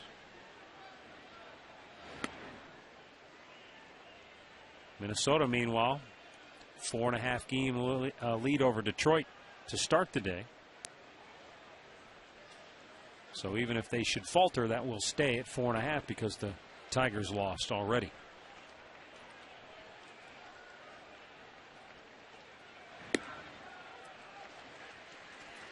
One ball, 1 strike. Bill Hall 0 for 2 today.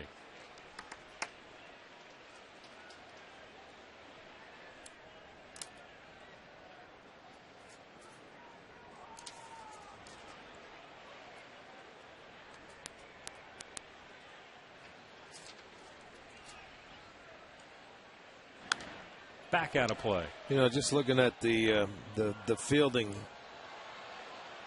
club fielding for the American League, they went from 40 to 44 errors. They went from 8th to 13th.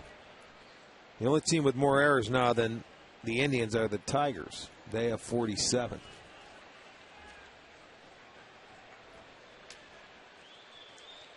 Yeah, when they come in bunches, that'll drop you in the standings in a hurry. Line to right. Chu racing back, still going back. Pulls it down in the middle of the track. So the air does no damage. And another 0 on the board. We'll go to the bottom of the 5th, 5-3 Red Sox.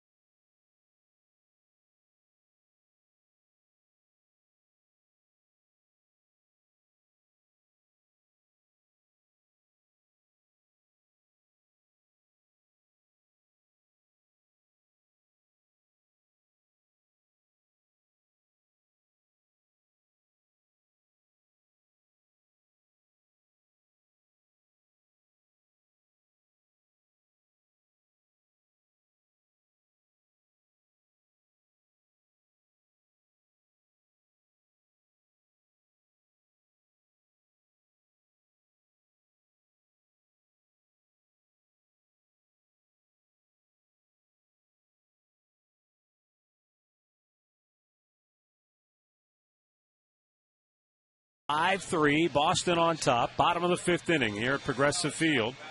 Gorgeous evening here in downtown Cleveland. Finale of this 4-game series between the Indians and the Red Sox. Tribe trails by a pair. Lou Marson, Jason Donald, and Trevor Crowe.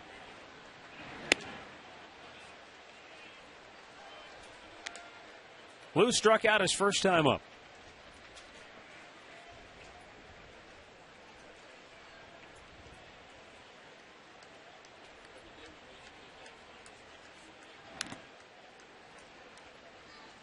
.70 pitches on the night for John Lester. 47 have been for strikes. Well, he struck out 5 of the first 8 hitters he faced. Only has 1 since.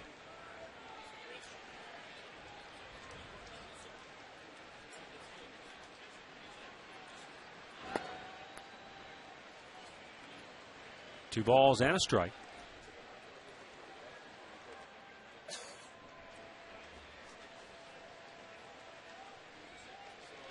Lester needed 25 pitches to get through the 3rd inning. But he came back, and the double play ball helped get him out of the 4th with only 14 pitches. He's been pretty efficient, but that 3rd inning, the Indians were able to knock him around with 4 hits, scoring 3 times. Off speed misses, full count.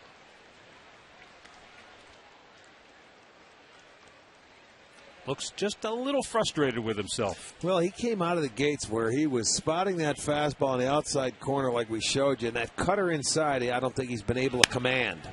Marson socks this one to left, cutting over his Hall, and he reaches down to make the catch. Looked rather adventurous, but it's out number 1. Let's have a look at our Subway fresh face of the game. Matt Laporta, how about his performance last night? 4 for 4 with 3 home runs in his 2nd game with the Columbus Clippers. Subway, play hard, eat fresh.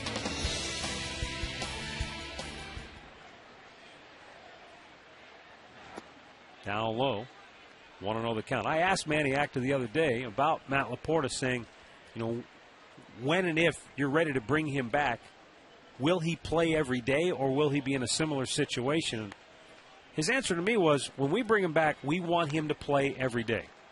Because I think, obviously, he was struggling, but some of that had to do with the fact that he wasn't getting regular at-bats. Well, they did the same thing to him last year. The first time they called him up when he was playing well in AAA, they never played him. That ball's hammered deep right center. One hops the wall and up into the seats for a ground rule double. Jason Donald is 2 for 2 tonight. He has singled and now doubled, and the Indians have a runner in scoring position with 1 out in the 5th. Tell you what, hit that ball with authority. He gets a high fastball and just rips it. See, they wanted it in, and he left it out over the plate. When you don't hit your spot, it doesn't matter how hard you throw. You've heard us talk a number of times. Donald put a good swing on it, and that ball carries, and it hits the track and goes into the seats for a ground rule double. Now it's time to try and get him home. Well, this is where the Indians have done a much better job. They started this series 0 for their first 10 with a runner in scoring position. Since then, they're 7 for 10. And they did a terrific job in the 3rd inning, making the most of those opportunities. Trevor Crowe was one of those guys. He doubled in a run. Later came around to score in that 3rd.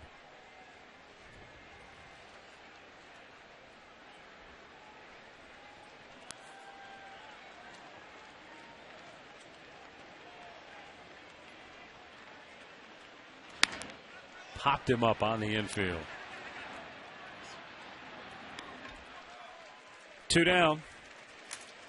And we'll pause for station identification. You're watching Cleveland Indians baseball.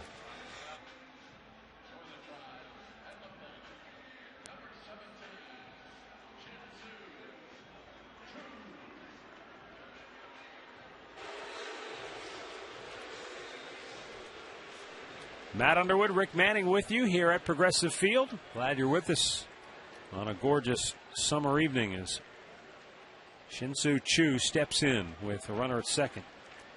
And 2 down. I guess technically it's not quite summer yet, but yeah, close enough for me. That's the, what's a date? No big deal. You're right. When you see the sun, it's blue skies, and it's warm out. It's summer. Once the kids are out of school, it's summer. Yes, it is. That's a good point. Chu drove in a run with a sac fly in the third.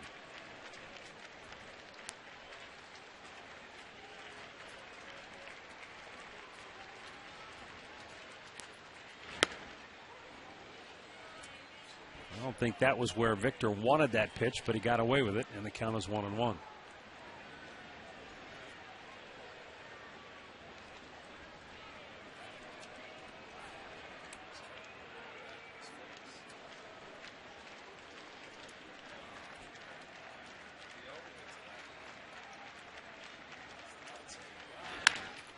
Big bouncing ball. Dustin Pedroia throws him out.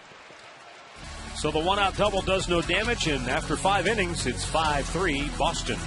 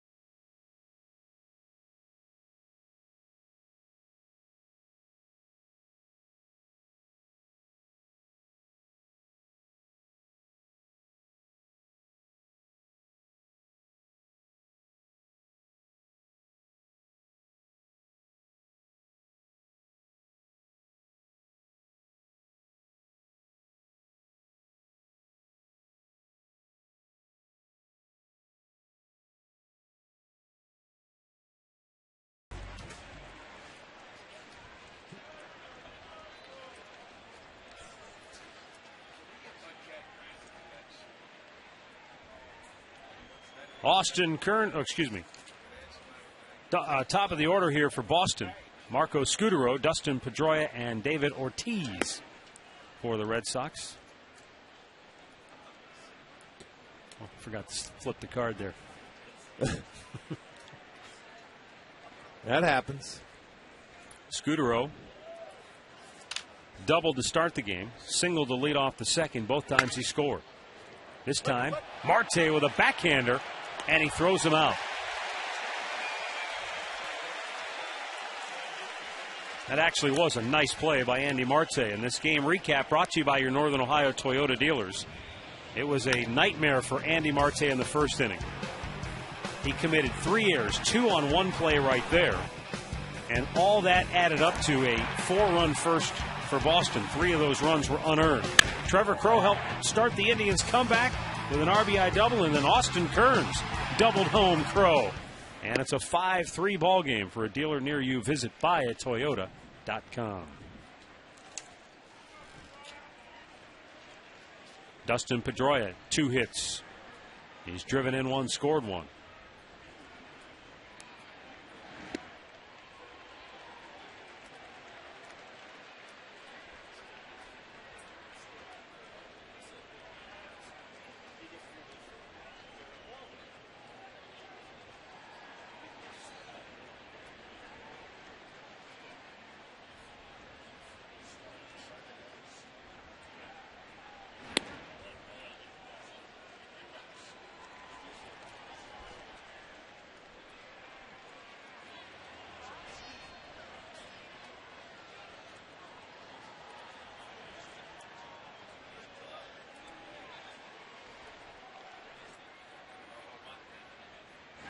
Up high, 2 balls, 2 strikes.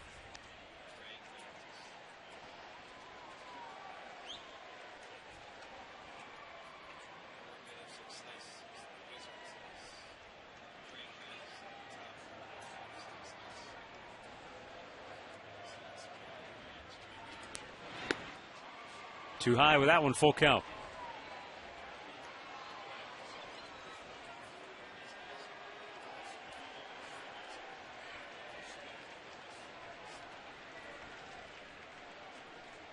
David Ortiz waits on deck here in the 6th inning.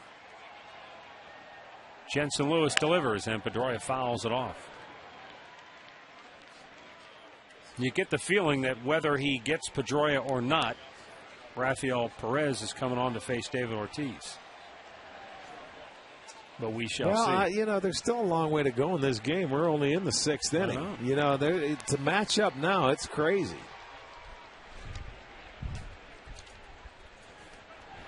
Swung out and missed. He got him. A little foul tip into the glove of Lou Marson.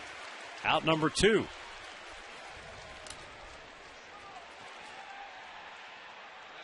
Hey, fans, we've been promoting our Browns Select-A-Seat program and the fact that you could win 2 Browns season tickets by logging on to STOHD.com. Well, we have our winner.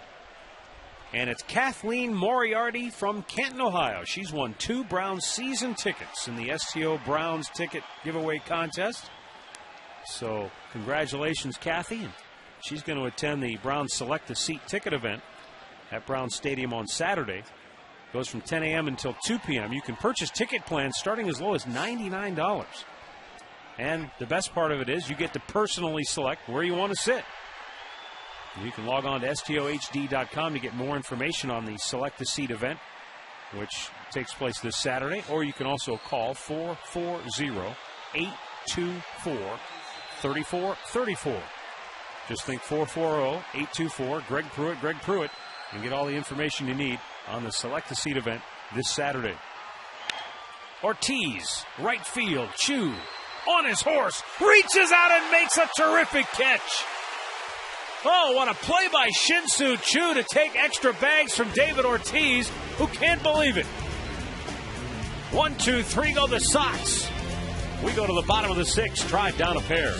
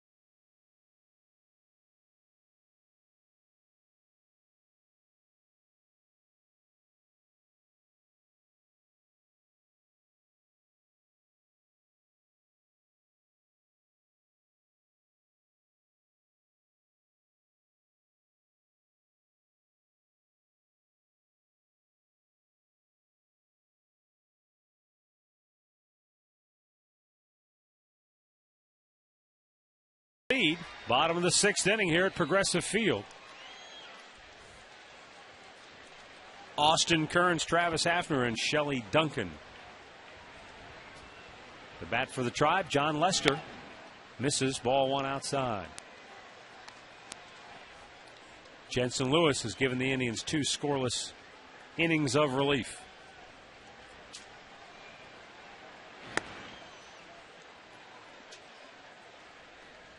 Austin Kearns with a 2-out RBI single in the third inning that plated the last run scored in this game.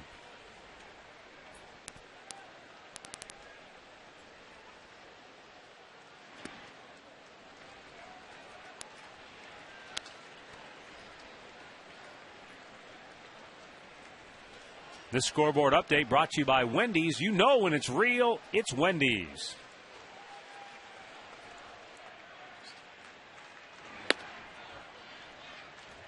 Kearns taking all the way, 3-1 the count.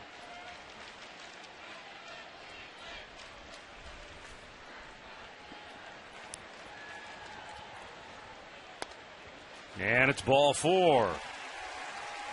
And that is the first walk issued by John Lester here tonight. Indians get their leadoff man aboard for only the second time. The last time they got their leadoff man aboard was when they scored their 3 runs in the third inning. Well, hopefully a good sign.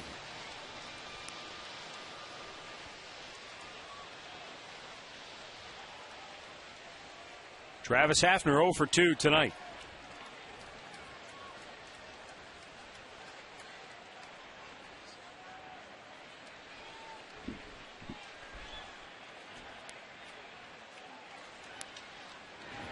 Starts him off with a slow breaking ball.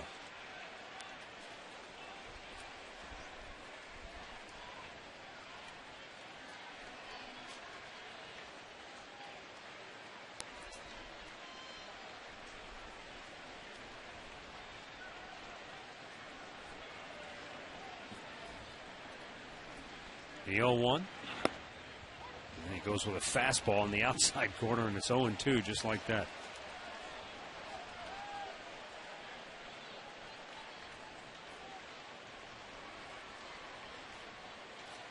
Always wonder in these types of situations, Rick, when you've got a deal where you've got Hafner and Martinez catching, teammates for as long as they were, if ever Hafner's up there thinking, does he know me better than I know me? The way he's calling these pitches? Figuring he may be throwing the breaking ball after he gets ahead in the count, and he just throws that fastball right by you.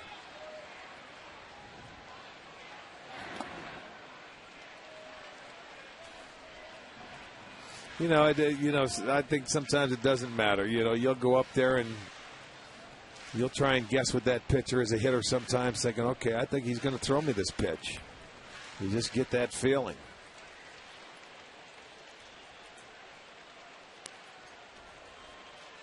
You got to take into consideration the left-handed hit, and if you throw him the breaking ball, you're leaving that hole over, open over at first base with the man on first base and letting speed up his bat. That's why maybe he tried to get him to chase after he threw the fastball by him. Now let me see if he'll chase that curveball away. He can come back inside with a fastball here. So you'll get a lot of strikeouts when you get that lefty. You get ahead of them and you're left-handed. They'll look for the breaking ball off speed away, and you can buzz one right inside.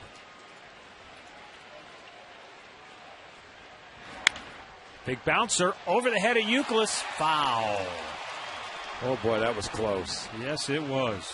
That was close. See what I'm talking about when you speed that bat up, when you throw the breaking ball. If you don't locate it, you give him a chance. And that ball would have been over the head of Youkilis.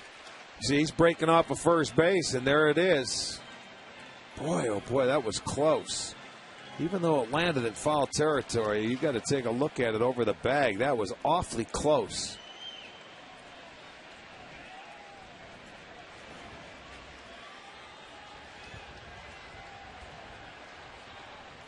Austin Kearns, the runner at first. Not much of a lead with the lefty Lester on the hill. Up high. 2-2 the count. Boy, you could see Travis had that bat cocked. He wanted to go after that. You got to start it because you're trying to catch up to mid-90s right there, and you're following up, and there's a big variation. He was able to lay off, though.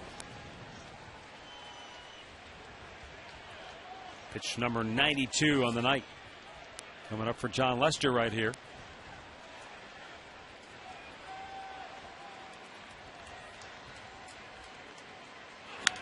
Oh, did he have a great cut, but couldn't square it up. That 95-mile-an-hour heat. You're right. He got Lester gets away with one here, and Hafner, boy, had a really good cut at it. Might have had just enough cutting action going away. Just a little enough bit. up, maybe up just enough where it's awfully tough to get on a mid-90s fastball, above the belt. You have a good swing at it, but you foul it straight back.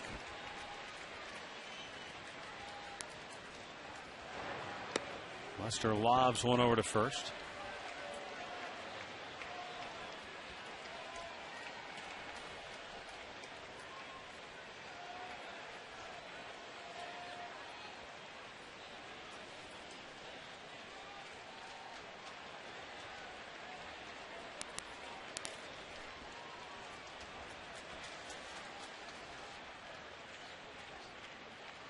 Two-two pitch. Got him. Foul tipped into the glove of Martinez, and there's that fastball up above the belt. Tough to catch up to. Got a piece of it, but it goes right into the glove of Martinez, and that's a good pitch.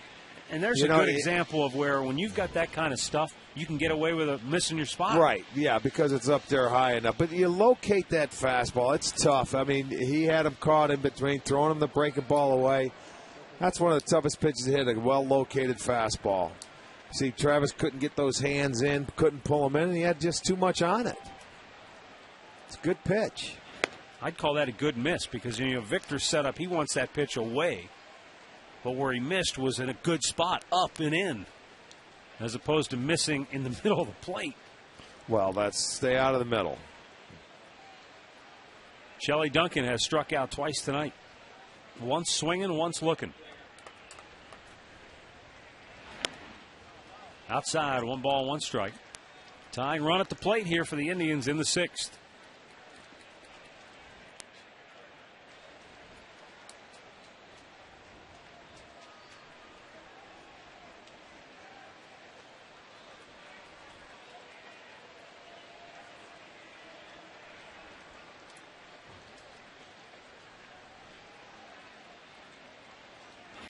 Broke his bat, bloops it, and it drops. Kearns had a pretty good read on it, but really no chance to advance to third. So Indians at first and second with 1 out here in the 6th inning.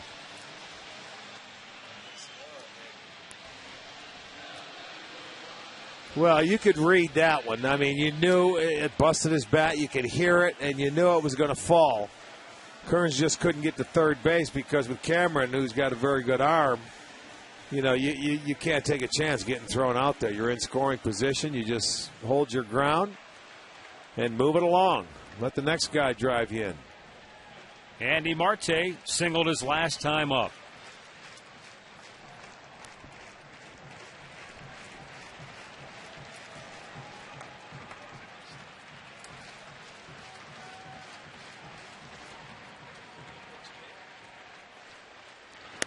Missed away for ball 1.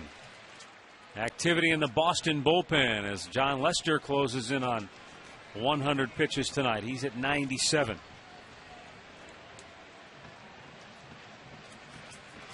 All 3 runs the Indians scored came back in the 3rd, but threatening here in the 6th with 2 on and 1 out.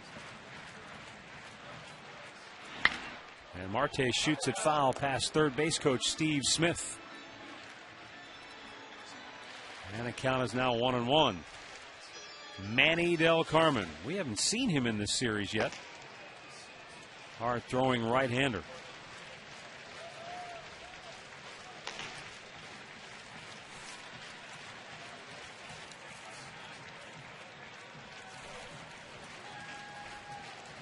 Pretty good chance we will not see Booth Bonser or Joe Nelson tonight.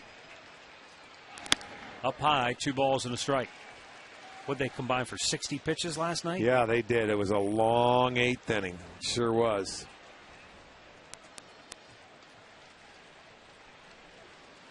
Indians just got Frank Herman up in the bullpen. Rafael Perez, the lefty, had been loosening. First and second, 1 out. 2-1 pitch. Takes a strike, and the count evens at 2-2.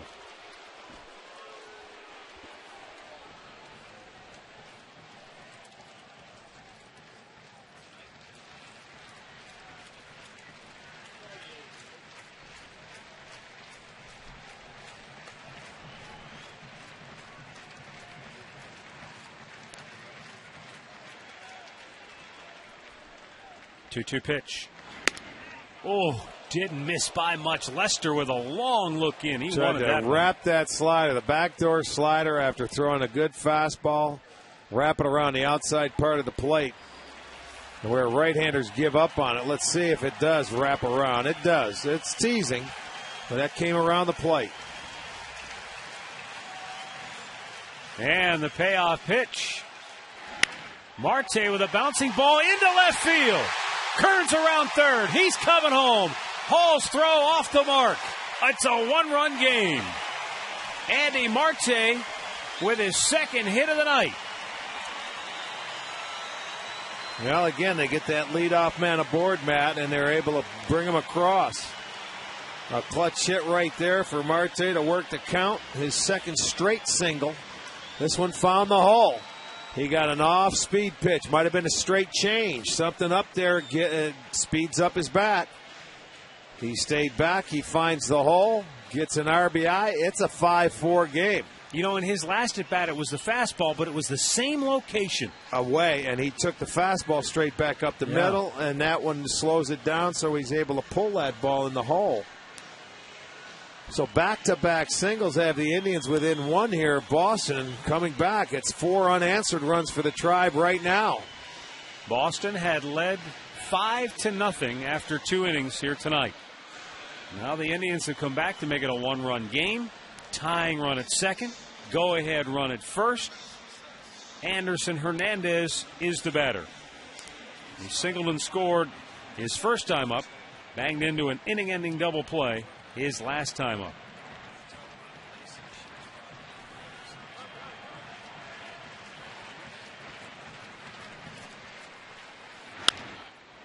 And slowly hit. Third baseman Adrian Beltre takes care of Hernandez, 2 down. The only good news there is he stays out of the double play at least. And the inning stays alive.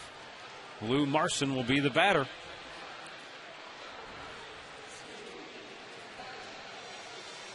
And I'll say this for the Indians offense tonight. John Lester in his last 4 starts had given up a total of 2 earned runs. And he's given up 4 here tonight. Now, they have battled him very, very tough because, you know, those first 2 innings, you said, oh, boy, he had 4 strikeouts in the first 2 innings. Then the bottom part of the lineup came, and they were able to put 3 on the board. Now, Lou Marson's the only man in the bottom third who doesn't have a hit tonight. You know, I think that gave him a little bit of confidence. They're saying, okay, let's go, boys. We can get a few knocks off this guy. Let's see if Marson can chip in. He did. Bloops one, right field, near the line. Fair ball. Tying run scores. Go-ahead run comes across the plate. Lou Marson delivers a 2-out, 2-run bloop single to right field. And the Indians have come all the way back to lead it 6-5. How about that? Another 2-out base hit. Marson just couldn't have placed it any better. It got in on him. You know, he hit the ball hard to left center his last time up. This ball gets in on him, and he bloops it down the right field line. And they have dropped another 3 spot on Lester and the Red Sox. That's a cutter inside. And, I mean, he just fought it off. He's got that inside-out swing, and you can see Drew. He's got to throw it to second base, and the Indians have the lead. How about that? Tell you what, you have to admire their grit and their determination here tonight. And I mean, down 5-0. You see, they had to put zeros on the board, and they were able to do that because Talbot did it his last 2 innings, and then Jensen Lewis comes on for a couple innings. Now you're getting back to the bullpen, and you have the lead. Jason Donald's had a good night at the plate. He singled and scored in the third, and he shot a double just to the right of straightaway center field that hit the warning track and bounced up into the seats for a ground rule double his last time up.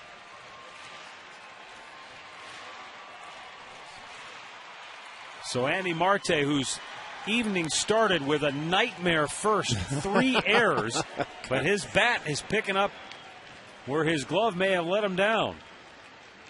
It's a weird game, baseball. You can look like a goat, you know, at some point in time, and you always have a chance to come back before that last out, and you could be the hero. Always a shot at redemption. Yes, there is. I mean, and he did. Believe me, he looked bad in that first inning. It was terrible. Three errors, but he helped in this inning, driving home a run. 0-2 count on Jason Donald. Runner goes. Good jump. Up high. And it's a stolen I'll base for Lou Marson, his 4th steal on the year. I'll tell you, he had a terrific jump. He took off on first movement, and why not? Got a great read, goes in head first. He's 4 and has not been caught yet this year. Look at that. As soon as he picks up his foot, and it was a good pitch to throw on for Martinez, gets the high fastball. Marson gets the hand in there. Now he is in scoring position.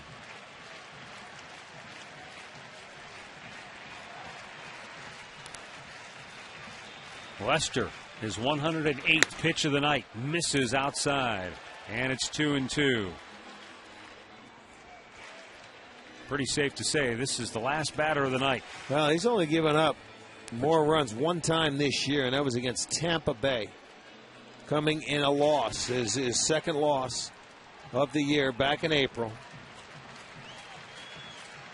The Indians have put 6 on him. Swung on and missed. Gets his 8th strikeout of the night. But the Indians, with a 3-run 6th, now have a 6-5 lead.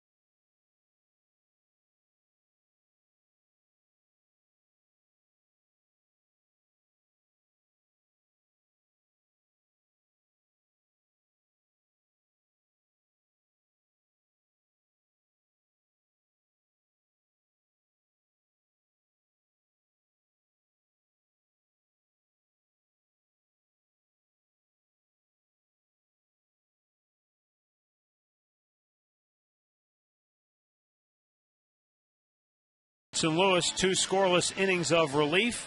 And now Frank Herrmann coming into the ball game. His 4th appearance on the year in 3 2/3 innings. He has struck out 3, has not walked a batter.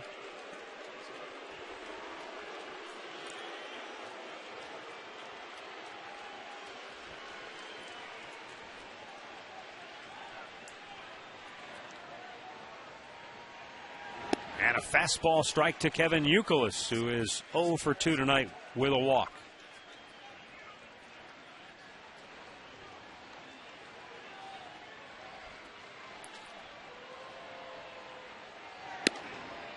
Just missed.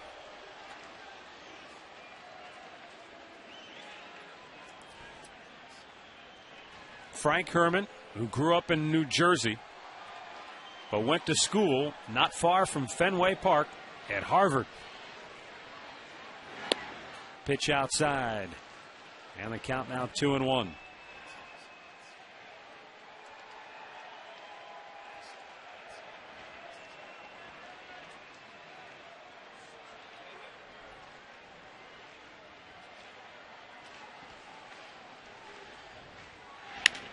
Ground ball to third. Andy Marte throws it over. 1 down. Well, time now for the answer to our AT&T trivia question. AT&T Rethink Possible. My first instincts were Manny Ramirez, but you jumped right on it. Mr. Red Sox. I didn't think he hit this many home runs, though. Oh, God, yeah. Jim Rice was tough, man. He would get base hits. He had triples. He could do it all. I was thinking right around 30 a year, but I didn't realize he was 35 plus 3 straight years. Oh, yes. Late 200 70s, hits. That's a lot of home runs. And a lot of hits. Well, that's the same time Freddie Lynn was up there, and Freddie Lynn got all the publicity, and Jim Rice was some kind of hitter. Bill Schnack, our top-notch audio, he thought it was you. He had you. You mean headquarters?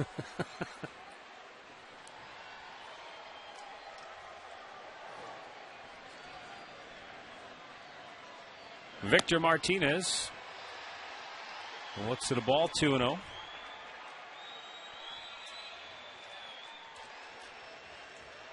Victor drove in a run in the first with a sacrifice fly, doubled in a run in the second. Fly to right field his last time up.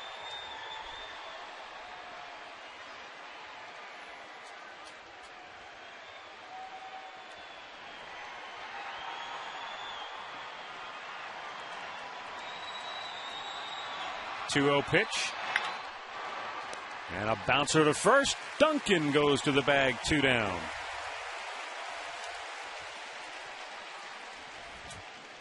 Well, Sunday is Kids Fun Day, and you can save big with the new WKYC Summer Sunday $3 Kids Fun Day offer. You buy an adult ticket to see at the Indians and the Nationals. You get up to 2 tickets for kids 12 and under for just $3 each. And guess what? Steven Strasburg pitching that game on Sunday. I'll tell you what, you want to get out here and see that. They've already sold a ton of tickets. You don't want to miss it. Fastball misses outside.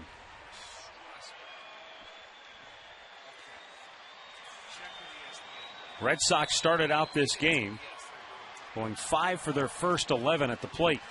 Since then, they are 2 for their last 16.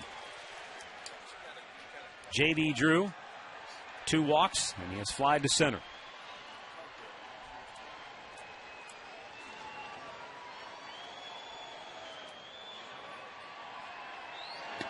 Checked, went too far. He did. Third base ump Todd Tishner agrees. 1-2 the count. Frank Herman used to be a classic drop and drive type pitcher with his mechanics, but Ruben Niebla, who assists Scott Radinsky out in the bullpen, he was a pitching coach at Lake County back in '06, and he helped revamp Frank Herman's mechanics to be more of, the old downhill, pitching downhill type guy. And, boy, you can't argue with the results. Well, he's flourished since going to the bullpen. As you said, he was a starter, and now you come out and he's going to not face you more than one time coming out of that bullpen. So you can air it out. Yeah, mid-90s fastball. And you know what else? I know it's, 3-4 games. Pretty gutsy, though. I mean, he's not nibbling. He doesn't go out there and... Well, one thing you can't do, you don't want to nibble and give anybody free passes. If they earn their way on, that's one thing. Go ahead and hit your way. Foul back out of play. Well, managers, you lose trust in managers in a hurry. If you get called up, you come out of the bullpen, you start walking guys. And sometimes, and we have seen this in the past, guys come up here with all the great intentions, the moxie, the courage, throwing strikes and being aggressive. Then they get hit around a little bit, and then all of a sudden they change. Yeah. Drew hammers that one toward right center field. It will go to the fence. Chu had trouble picking it up. Drew in with a 2-out double.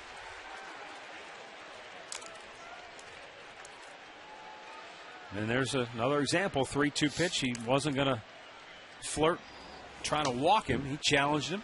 Third double of the day for the Sox, and he just went at him right down the middle, and Drew makes him pay. Here's a guy that he waits on the ball well. Plugged the gap in right center field, so a 2-out double, a tying run in scoring position.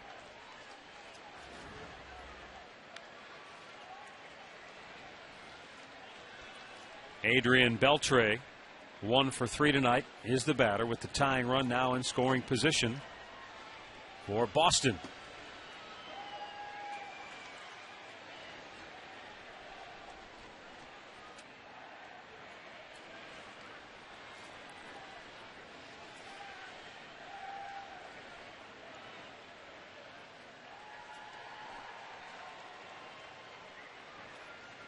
Beltre 4 hits in the series and 14 at bats.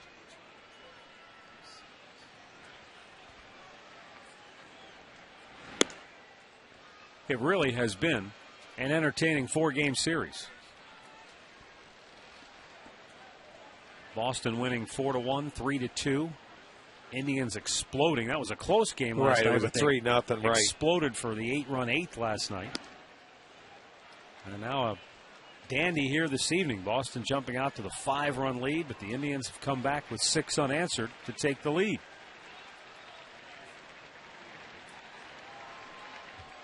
Beltre has been some kind of clutch with 2 outs, runners in scoring position, 500 average. Yeah, that little kid in New York, Cervelli's still doing it, huh? He was doing it when we were there. Made the most of his opportunities with Jorge Posada. Yes, sideline. he did. I haven't checked the box scores. He's got to be ready to coming back here pretty soon, I would think.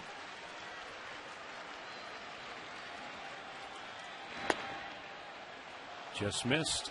3-1 the count.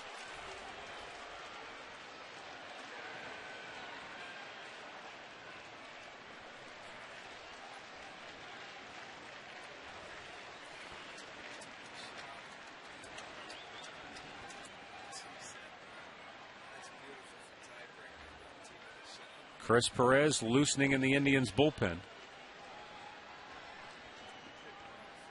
19th pitch of the inning right here for Frank Herman.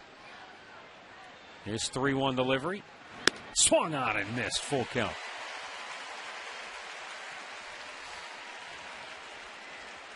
Beltre looked like he turned and asked Andy Fletcher if that was a strike. But you know what? He sees that tying run in scoring position. If it's close, he's going to get after it. You know what I mean? Yeah. He's going to try and drive it in. He let it go. That's why he wanted the double check. But they're lining up well off the plate. I don't think they wanted any part of Beltre here. I think they were going to take their chances with Cameron. If he wanted to swing at it, go ahead. So 2 on, 2 out. Maniac is going to make a move right here. So he's going to go to Chris Perez with 2 on and 2 out here in the 7th inning. So Frank Herman, after walking Adrian Beltre, his night is over. We've got a timeout in Cleveland. 6-5, Tribe on top.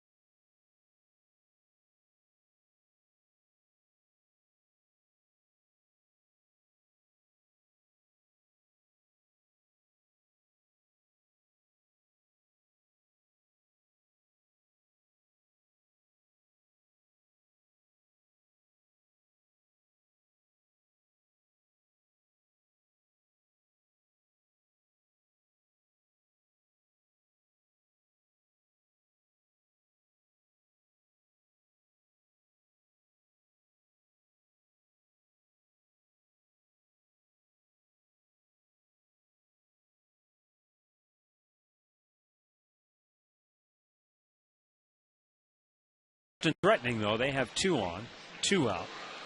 Mike Cameron coming to the plate, and Chris Perez coming on to try and hold the lead for the Indians. Well, interesting. With first base open back there and Beltre hit, and they were not setting up on the plate. We watched Marson get off, and, Herman did a nice job of pitching around him. It was 3-1. He got him to chase one pitch, but he didn't go after the 3-2 pitch, and when he walked him, in comes Perez. Try and get out of this 7th inning.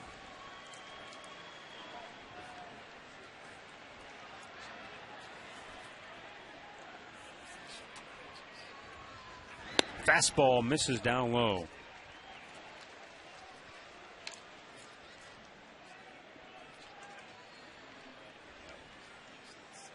Mike Cameron singled back in the 3rd inning.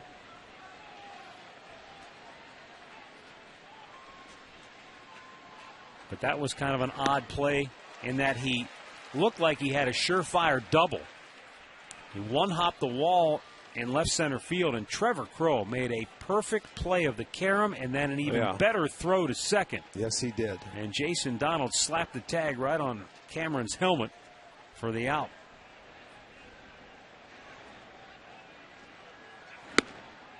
Ooh. Well, he didn't swing at it. He swung at the one before that was a little bit up. And he didn't catch up. He made the adjustment there.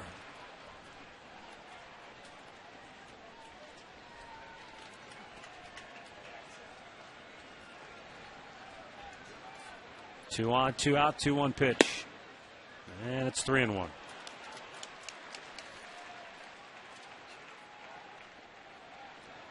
Bill Hall waits on deck. On the bench for the Red Sox, you've got Hermina, Reddick from the left side, Varitek the switch hitter. 3-1 delivery. In the air. Well struck, deep center. Crowe on the track at the wall, makes the catch and hangs on, and the inning is over. Woo! Cameron gave it a ride. Red Sox strand a pair. Stretch time in Cleveland, 6-5 Indians.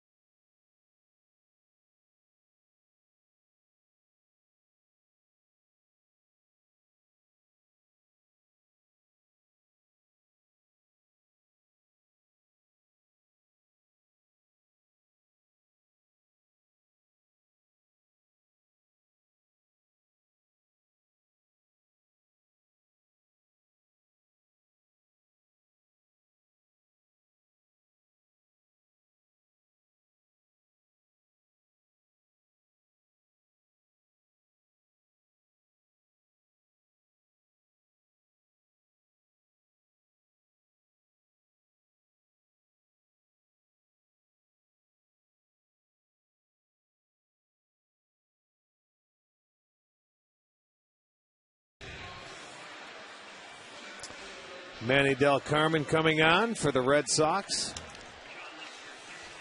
Hard-throwing right-hander. Opposition hitting just 161 off him. Michael Lowell gets inserted defensively at first base. Now, I didn't notice what happened to Kevin Youkilis when he grounded out if anything happened. But, you know, he's a good defensive first baseman. He wouldn't be coming out of the game. No. There was something that's got to be wrong. He would not be coming out of the game defensively. You're right.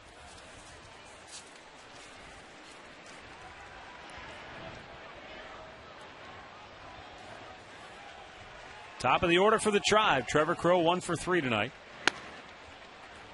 Pitch up high for ball 1. Del Carmen, another hard-throwing right-hander. He's had a good year, but he's had a rough go of it lately, giving up 3 runs in his last 2 outings.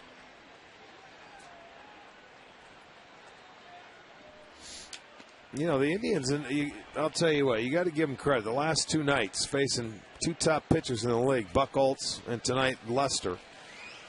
Buchholz came in with a 2.39 ERA, Lester 2.73. They put 6 runs on Lester, 3 on Buchholz. And both these guys had win streaks. Buchholz had a 5-gamer, and Lester had a 4-gamer. And they've been able, they beat Buchholz, and they're trying to do the same to John Lester tonight. And then his win streak. Opportunities there if the bullpen can hold it. Still a long way to go. Indians need 6 more outs to secure the win and a series split. Crow swings and misses. And Del Carmen gets the strikeout. That's 9 Red Sox strikeouts for their pitching staff tonight. Our Miller Tastes Greatness moment of the game. Ben Broussard had 2 home runs, and he also had 9 ribbies. Yeah, don't you remember that game? I guess I don't. Tied Chris James. That was, yes, indeed. What a night that was. 9 ribeyes. Shin-Soo Choo with a sac fly back in the 3rd.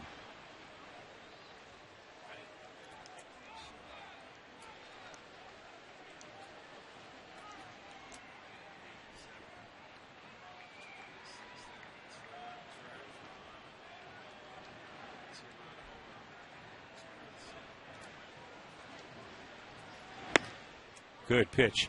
That started out, looked like it started out right at Choo's right elbow, and it just worked itself right back over the plate.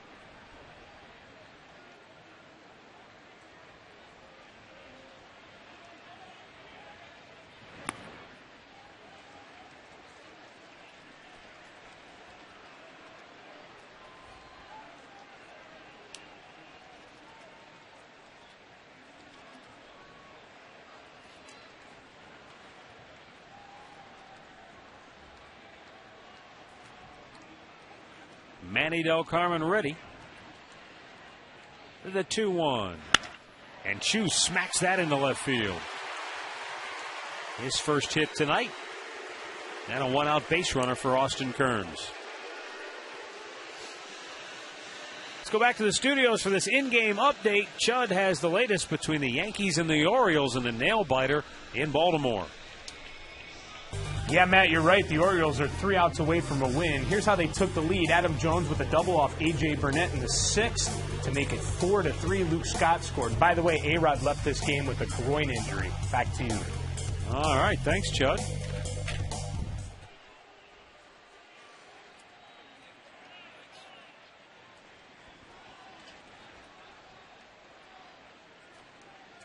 Austin Kearns, a foul tip.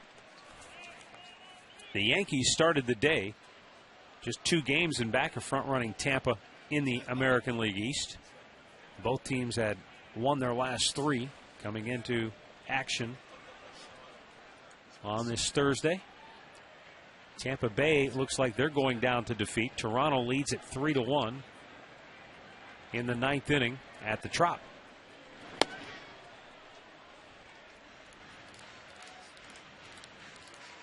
You talk about injuries that a team can ill afford. I mean, the Yankees, their lineup's good, but without A-Rod, it's just okay.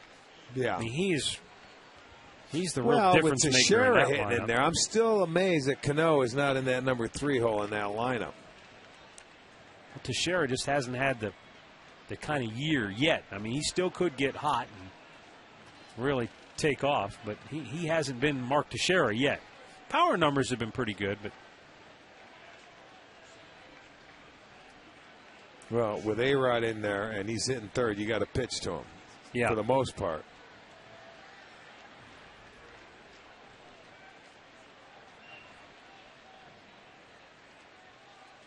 1-1 pitch.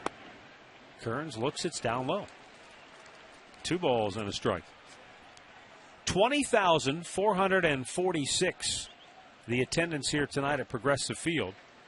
That may not sound so impressive, but almost 4,000 walked up and bought tickets before the ball game here tonight. So that's encouraging. Nice night. It's been a good series, well-played series so far. And to this point, the finale has been very entertaining. 3 balls and a strike. I'll say this, Andy Fletcher's strike zone for both guys, both teams, has been very tight tonight. Well, I thought we mentioned it last night. Not that they were bad or anything, but, I mean, you had to get it in the strike zone. It wasn't a pitcher's zone. And that's what made it so impressive. Both those guys were out there just missing. Yeah. It's more of, I would say, a hitter's zone than it was pitcher's. Missed inside, ball 4.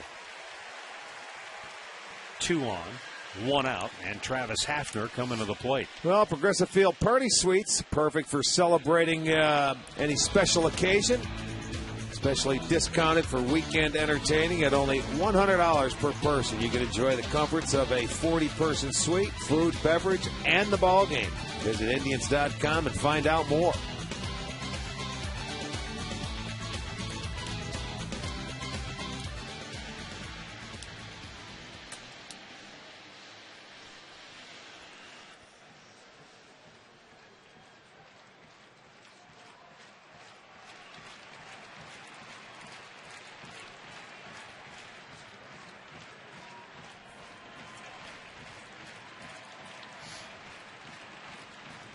Travis Hafner 0 for 3 tonight. And looks at ball 1 up high. Well, Manny Del Carmen struck out Trevor Crow, but then a base hit by Chu. He walked Kearns. And ball 1 to Travis Hafner. Indians have gone 6 for 14 with a runner on base tonight, and 4 for 9 with runners in scoring position. A couple of big 2-out base hits. Kearns had one, and also Marte. And Lou Marson. Time called. A ball popped loose from the bullpen, and I'll carry him all the way to shallow right field, just behind second base. All right, well, who throws the big curveball down there in that bullpen? That's what I want to know. I'm wondering who might be down there warming up. You could be Ramon Ramirez. I think that's who it is. Yeah, there he is right there.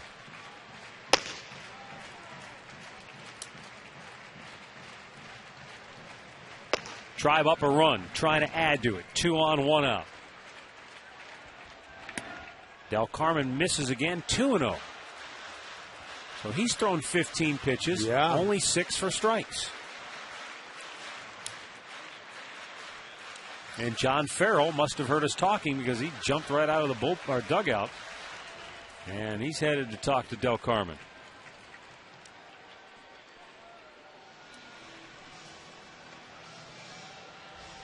Tune in to Channel 3 this Sunday for more Cleveland Indians baseball as the Tribe wraps up their 3-game interleague series with the Washington Nationals. Sunday at 1 here on Channel 3. And, of course, if you haven't heard by now, Steven Strasburg will be pitching for Washington. David Huff will be opposing him for the Tribe. Heard. Who's he? Steven who? Strasburg. Oh, thank you.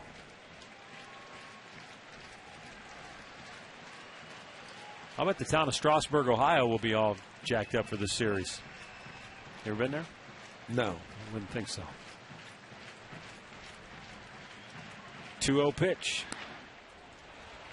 3 balls, no strikes.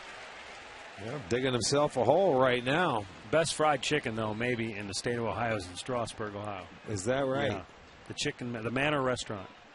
Yeah. Is that down near Ashland? No, it's if you were going to go from Ashland to Steubenville, it's on the way. I can tell you that. Oh, thanks. Now you really got me lost. I'm just going to go to MapQuest. After one at time, and it was granted to him Wow, right as that was Del late. Carmen was about to deliver. Well, sometimes You don't get that call sometimes. No, that's exactly right. I don't see him call there. I'll tell you what, he didn't have to give it to him. He did not have to give it to him there. We've seen a number of times where they don't get that time You call. know, but more so, they do not get it than when they do nowadays. 3-0 pitch. Ball 4. Del Carmen all over the place. He's walked 2 straight. Bases loaded. And with 1 out, Shelley Duncan is the batter.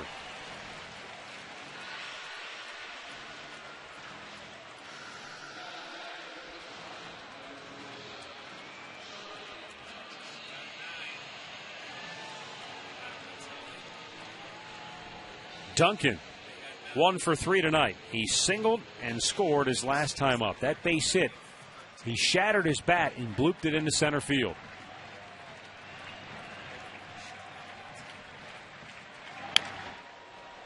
Fouled over into the Tribe dugout.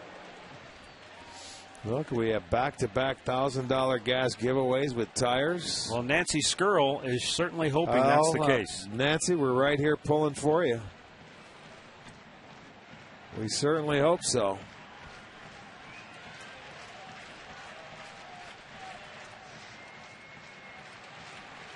Bases loaded, 1 out. 0-1 pitch. Swung on and missed.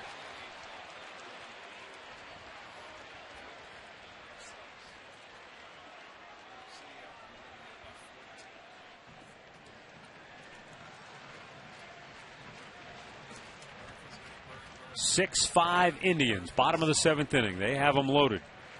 With Chu at third, Kearns at second, Hafner at first. Shelley Duncan down on the count 0-2.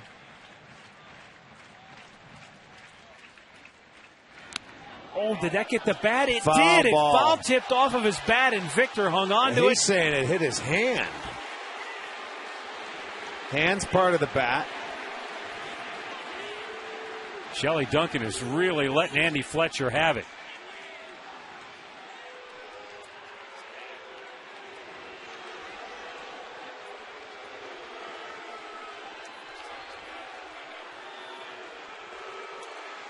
Well, you could, didn't have to read lips. You could hear him saying it hit my hand. One more look.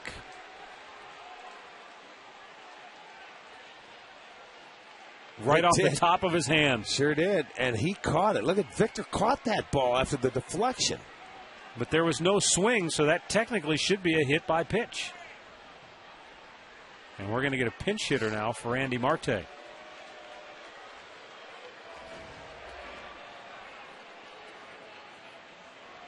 Now, if he had offered at the pitch, even if it hit his hand, they could have still rung him up.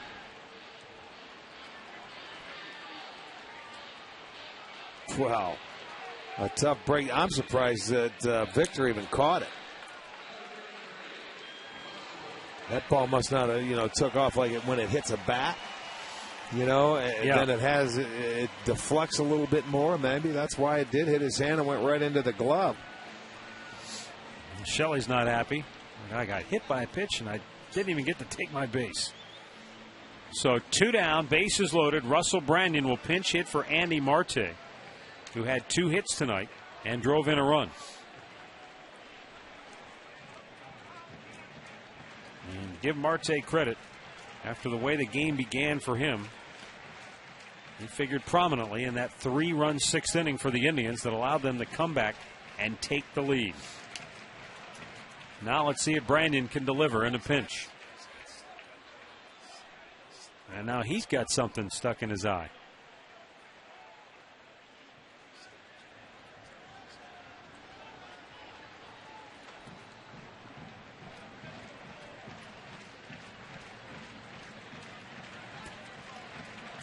Del Carmen delivers. Ball 1 inside.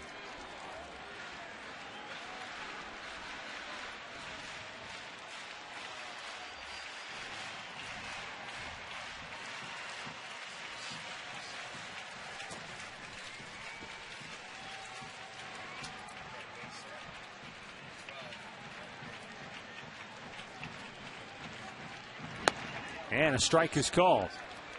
1-on-1 to count.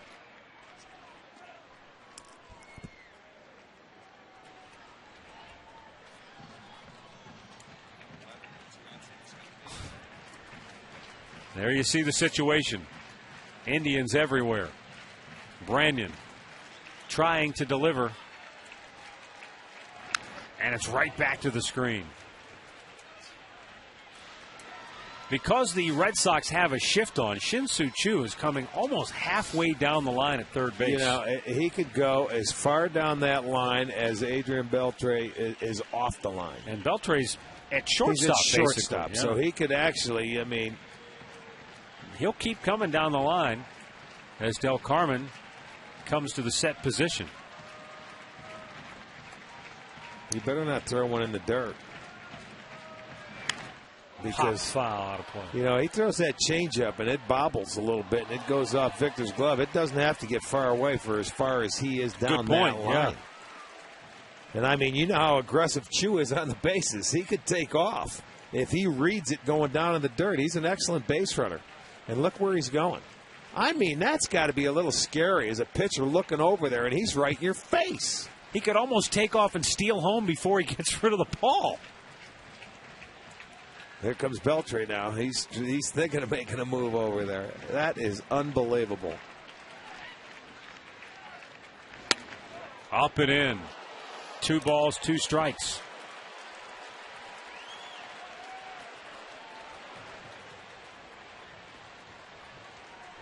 Here comes Beltre. Now he'll jockey him back. He's not going to do anything because I'd love to see Chu just take off. Well, you can. He's in the stretch. He can just step off and flip it to home plate. He might step on himself in the process. Up high. That has got to be a distraction. That's got to be a distraction. I mean, he's right in his line. Well, that's what I'm saying. He comes set. He's looking him eye to eye, man. He can talk to him. He can talk to him right here. And, I mean, as a pitcher, you know you can't throw one in the dirt. Now, Beltre's nowhere near third base, so Chu can get off about as far as he wants to right here. This is really, boy, oh, boy, that's putting some pressure on the old pitcher right there. Now he can go. Payoff pitch. Swung on and missed. So the inning is over. Indians leave them loaded. We'll go to the 8th, 6-5 drive.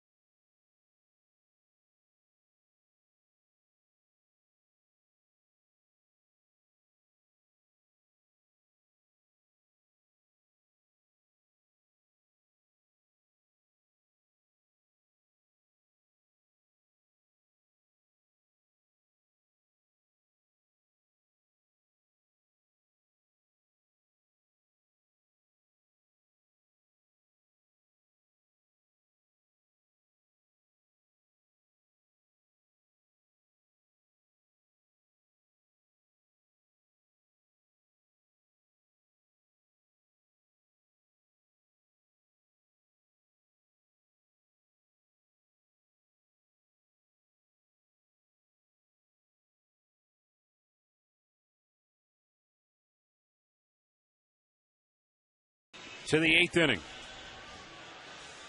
And defensively now for the Indians, Johnny Peralta takes over at third base. And Russell Brandon stays in the game at first base after he pinch hit for Andy Marte.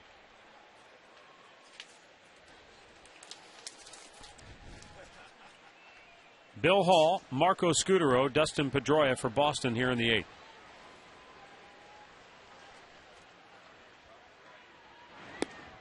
Good first pitch breaking ball from Chris Perez for strike one.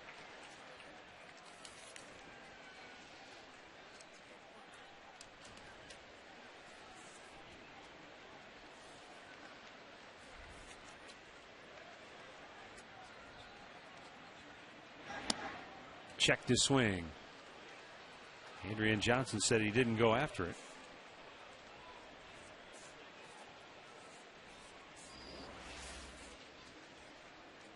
Well, good call. He was able to check it.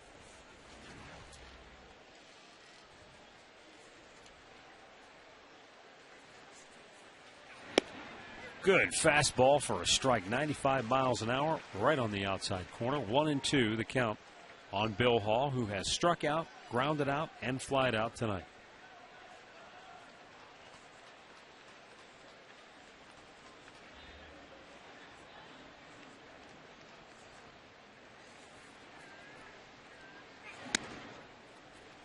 Two and two.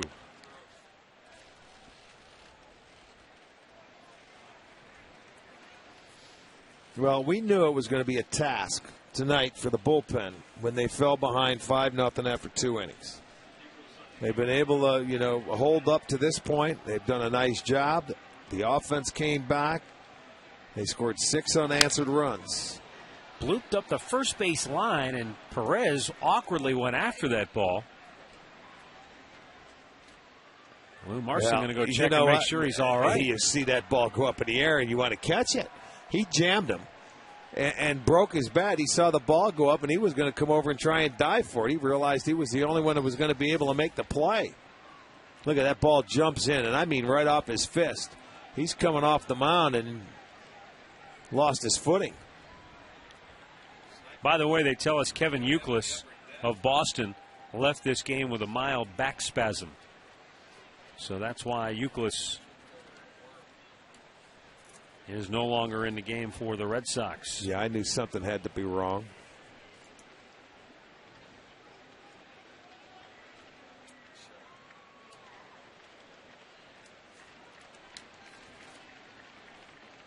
Two to Hall. Up and in, almost got him. Wow. That pitch just literally took off.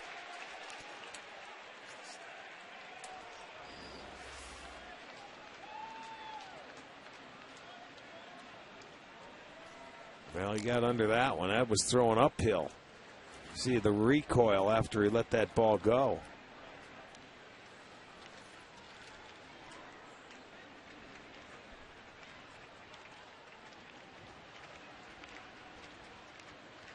Now the right-hander's payoff pitch. Hall, bloop toward left, going out. Hernandez can't get it. And the Red Sox get their leadoff man aboard to start the 8th inning. Once again, let's pause for station identification. You're watching Cleveland Indians baseball.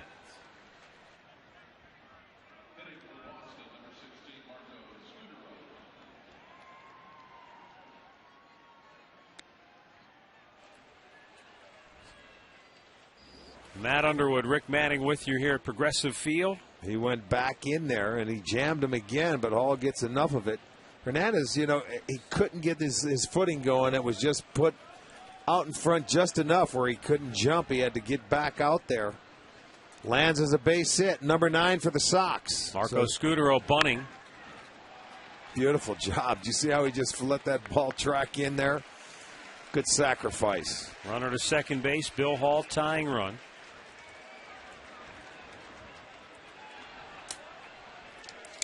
Watch, that ball might have been a ball, but he just stays back and just lets that bat come out. And just went right with it. That was really done very well. Gets that man tying run into scoring position.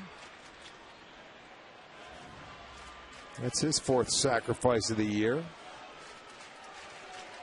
And Dustin Pedroia, 2 for 4, is the batter. And Perez with the first pitch strike. Some of the hometown folks don't like the fact that the Bostonians are acting up right now.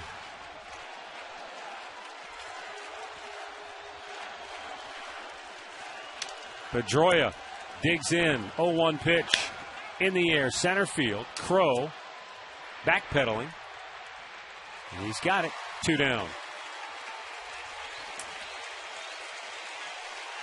Back to the studios we go once again for this in-game update. Dave Chudowski has the latest from Minneapolis.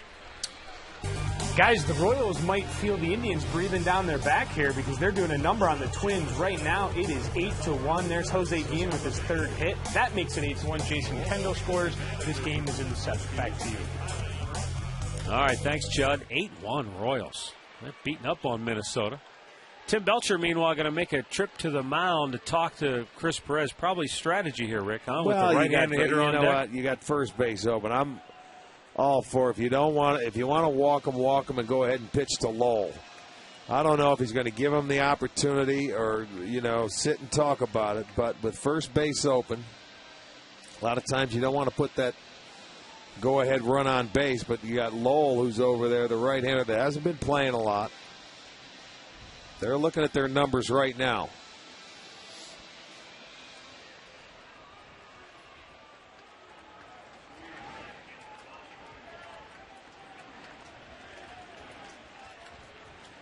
David Ortiz looks at ball 1 outside. Well, and we've seen it happen before. Okay, go ahead. You don't give them anything to hit. Usually, but if you do, you better not give them anything to hit if that's what they talked about. You don't know what they did talk about, but I wouldn't want to throw Ortiz a strike here. And Ortiz is usually a guy who doesn't chase anyway. No, so go ahead and put him on. Like if you had this conversation and Victor Martinez was coming up, you better just intentionally walk him because Victor's the kind of guy, if he likes a pitch, doesn't matter where it's at, he may go get it anyway. Matter of fact, I mean, when you're talking about it. He challenged him with a good fastball, and Ortiz swatted it straight back. The last at-bat for Mike Lowell came June 3rd. Oh, that was right there. And Big Poppy couldn't catch up to it. But that's one thing you do as a hitter, even though you see that guy go out, you say, hey, I'm looking for a ball that I can go ahead and rake. And if you got to expect to hit in this situation. You can't think they're going to pitch around you because they can make mistakes. Caught the outside corner with a breaking ball, and it's 2-2. Comes at him with a slider, and it's a dandy.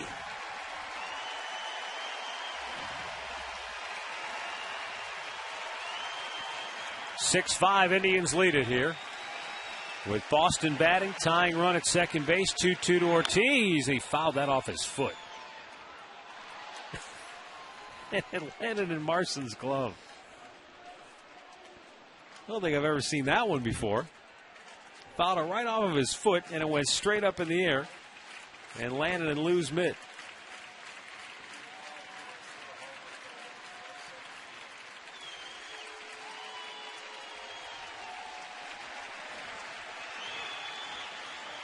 Now the 2-2. Branyan tried to knock it down. Backed up by Donald. Perez beat him to the bag. Oh, what great hustle. Jason Donald never gave up on it after it skipped past Branyan. He was Johnny on the spot. And give Perez credit for getting over to the bag to beat Big Poppy. And the inning is over.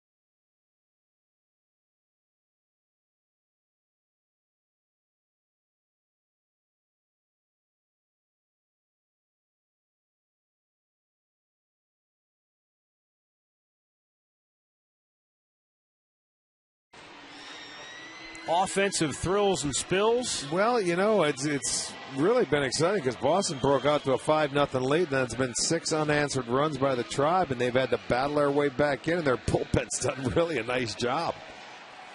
Ramirez coming on now for the Red Sox for the 25th time. Del Carmen, he walked the tightrope back in last inning where he had one hit. He walked 2, but he struck out the side and was able to get out of it.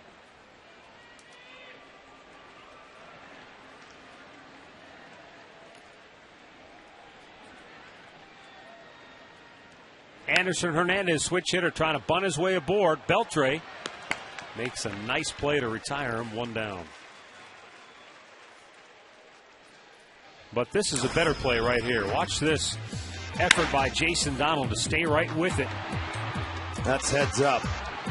That ball deflected off of Branyan, and Perez was able to let that ball just rustle up. Perez just beat him to the bag. He was over there. It looked like he was a little tardy, but I mean to tell you, he just got there.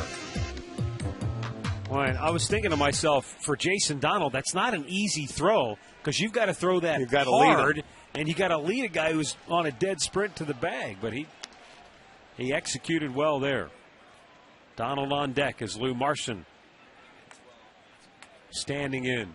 Marson 0-1 to count, but Lou delivered the biggest hit of this night for the Indians. Back in the 6th with 2 outs, he blooped a double down the right field line that scored the tying and go-ahead runs.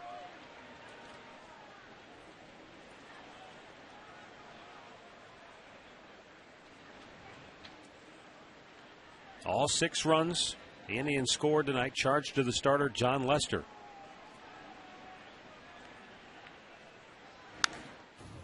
Who hadn't given up this many runs since early in the season in a start against Tampa.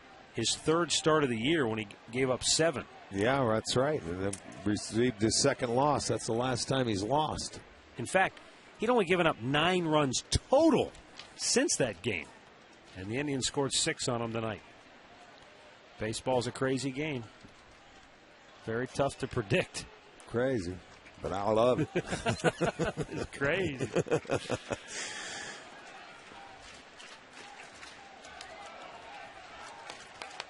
Ramon Ramirez delivers inside. 1 ball, 2 strikes.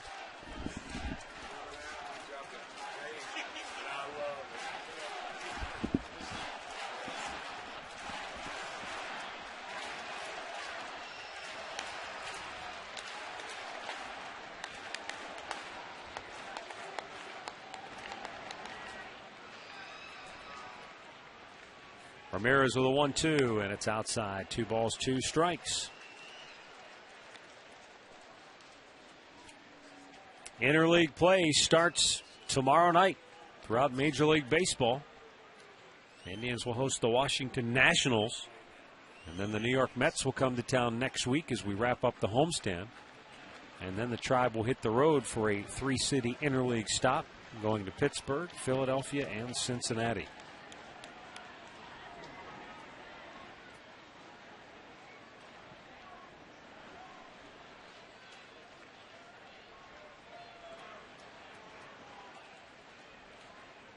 Two-two pitch. Grounded to short. Scudero throws him out, 2 down.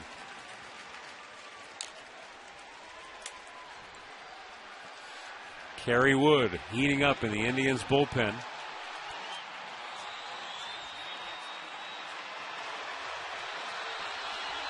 Mike Lowell, Victor Martinez, J.D. Drew scheduled to face him.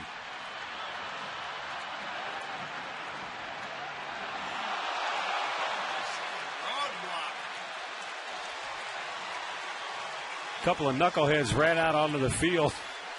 They tore across the outfield. The one guy tried to jump up into the stands to make a quick getaway, and he got thumped.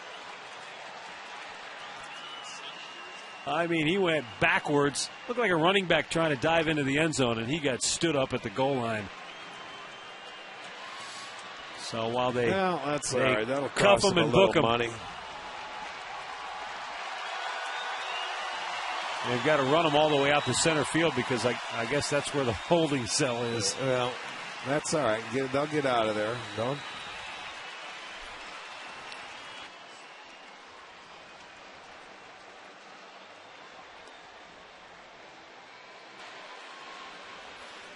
All right, so in the meantime, Ramon Ramirez will make some warm-up tosses. And we're ready to get back to work here.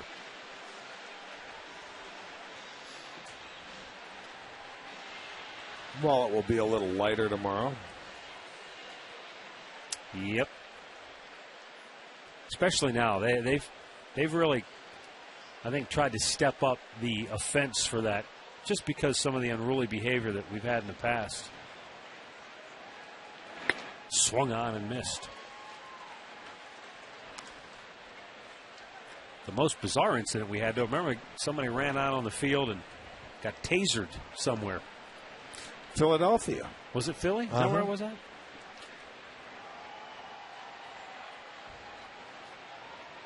Swing and a miss. You have to do it there, wouldn't you? Surprised they didn't just open fire on them. It's Philly after all. Tough town. We'll be there. Yeah, next road trip. You're right. Pittsburgh, Philadelphia, Cincinnati.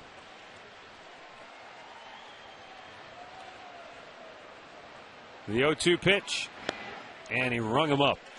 1, 2, 3 go the Indians. Kerry Wood coming on for the save when we come back.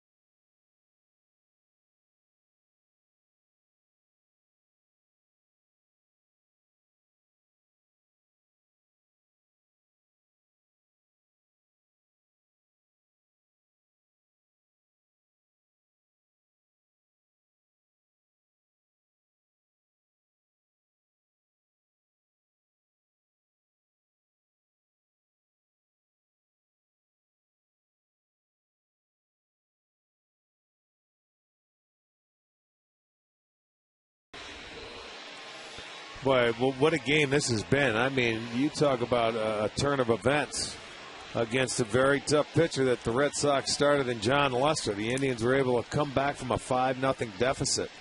Now it was up to the bullpen to hold it, and they have an opportunity 3 outs away from a 1-run victory. For Boston, Mike Lowell, Victor Martinez, J.D. Drew. So it won't be easy for Kerry Wood.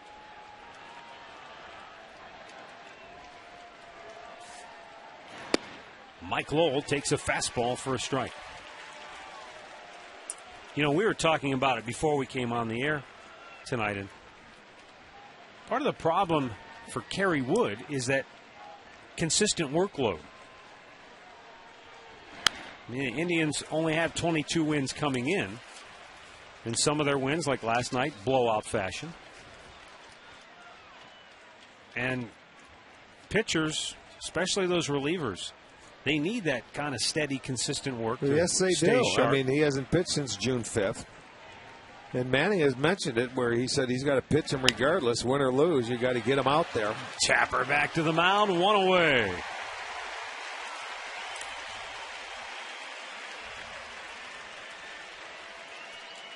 Player of the game tonight is Lou Marson. He delivered the big hit for the Tribe in the 6th, scoring the tying and go-ahead runs.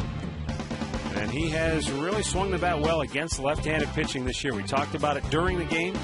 1 for 3 tonight against the southpaw starter. And you really can't say enough about his defense and what he's done behind the plate, throwing out runners. I'll tell you what, the pitch that he got a base hit on was a pretty darn good pitch. It was that cutter inside. He was able to fight it off and find the right spot. So it was perfect timing. Victor Martinez has driven in 2 runs for Boston tonight. Looks at a ball up high.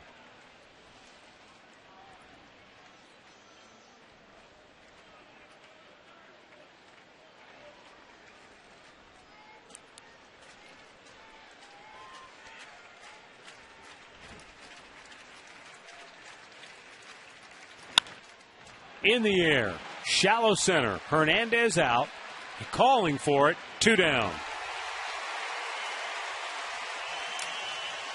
Stay tuned after the ball game here on Channel 3. We'll join Parks and Recreation in Progress. And you can turn into the Conrad's Tire Express and Total Car Care post-game show over on Sports Time Ohio immediately following the ball game. We'll have all the highlights of this one. We'll talk to one of the heroes, and we'll get you set up for interleague play this weekend. Kerry Wood, 1 out away from his 5th save. And a first pitch strike to J.D. Drew. Crowd of better than 20,000 on hand here tonight, almost 4,000. Walked up and bought tickets before the ball game, and they have seen an entertaining one. 0-1 pitch. Just missed to even the count.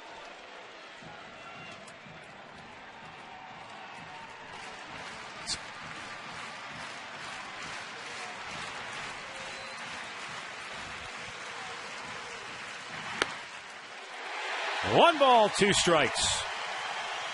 2 down here in the 9th.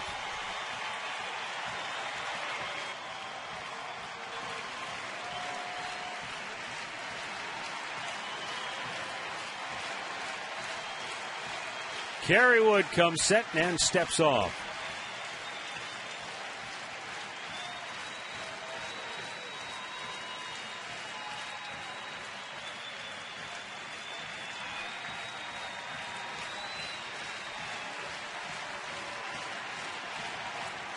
J.D. Drew waits the 1-2 pitch, and it hit him. Oh, boy.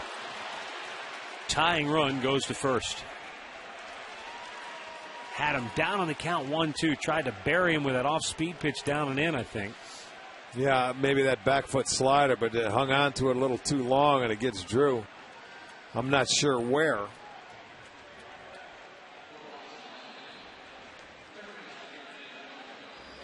Trying to walk it off. There's the slider. Oh, hit him on the foot, didn't it? It might have.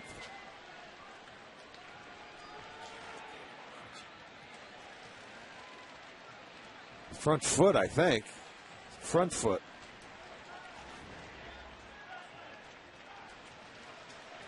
So J.D. Drew, the potential tying run, is now at first base. And Adrian Beltre, 1 for 3 tonight.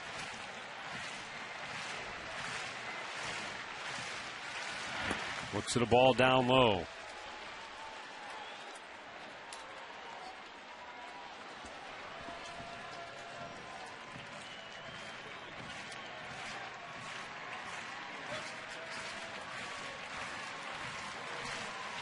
The 1-0 just missed inside. 2 balls, no strikes.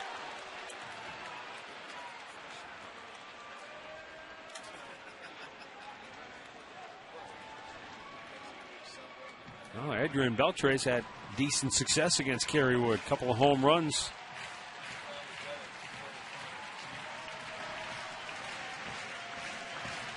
Wood behind in the count, 2-0 here. And there's a high drive, deep left field. Crow is out of room, and it is gone. And just like that, the Boston Red Sox have a 7-6 lead. Adrian Beltre's 8th home run of the year. RBIs number 41 and 42. And a blown save for Kerry Wood. That is unbelievable. Watch this.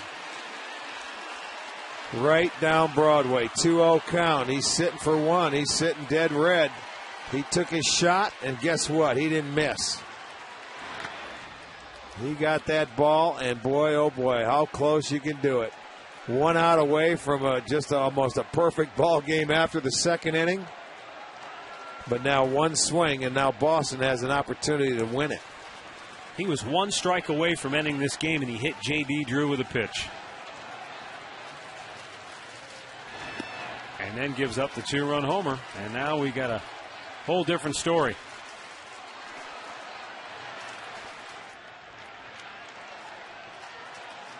Daniel Bard warming in the Boston bullpen now as he'll be on in a save situation.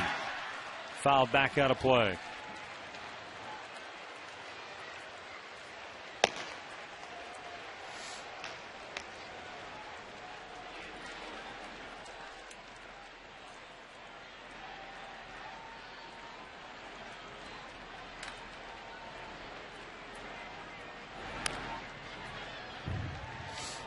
No balls, 2 strikes, 2 down, and a base is empty.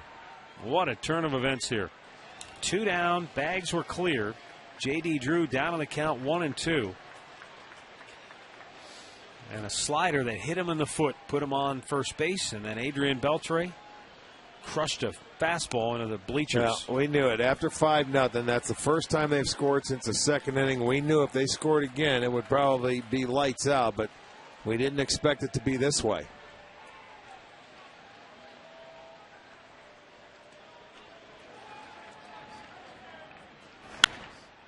Popped him up on the infield.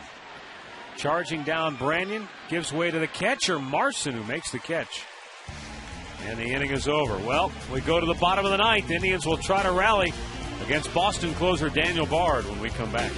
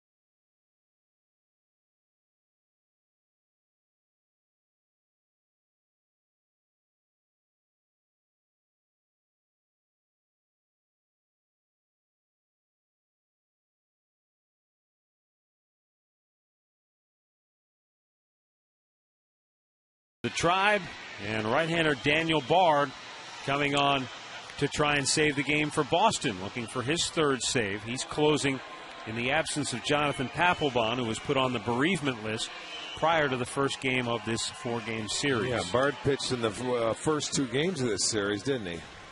He sure did. Pitched the 9th inning in games 1 and 2. coming on to try and do it in game 4 and get a save for it. He's going to face the top of the lineup. It's Crow, Chu, and Kearns coming at you. We'll see if the Indians have one more comeback in them tonight. Able to come down from 5-0 and come back, take the lead until they give it up in the top half of the 9th. And they're going to have to do it against a guy that can get it up there in a hurry. Trevor Crow leading off and looks at ball 1, 99 miles an hour.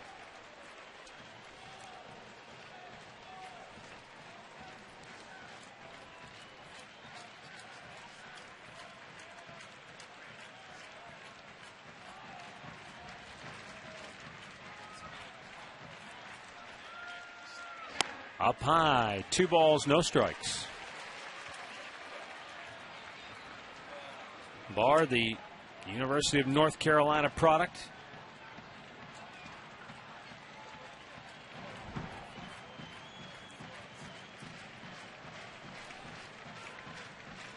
Shin-Soo Choo waits on deck. Austin Kearns will bat third here in the bottom of the 9th.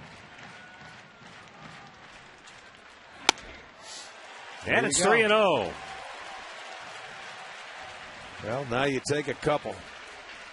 Try and get on base any way you can. Get that leadoff man aboard. Put some pressure on.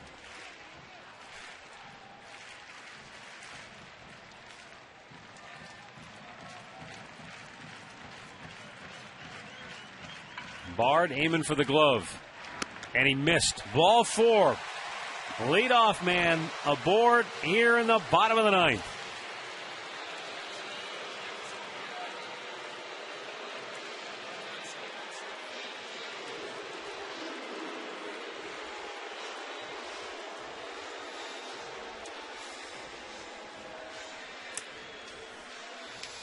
Victor Martinez, the veteran catcher, out to try and get Bard to refocus here. Shin-Soo Choo has singled and driven in a run with a sac fly.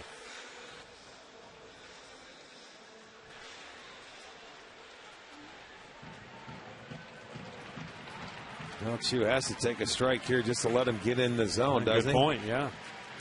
4 straight coming out of that bullpen.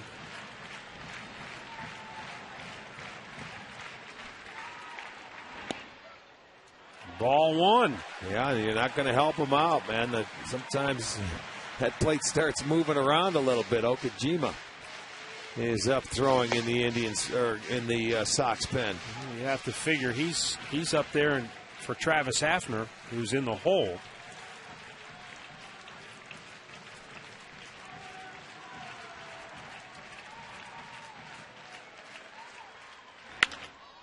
Chu shoots it past Beltrade on the left field line. Crow hits second. Burns for third. He slides in safely.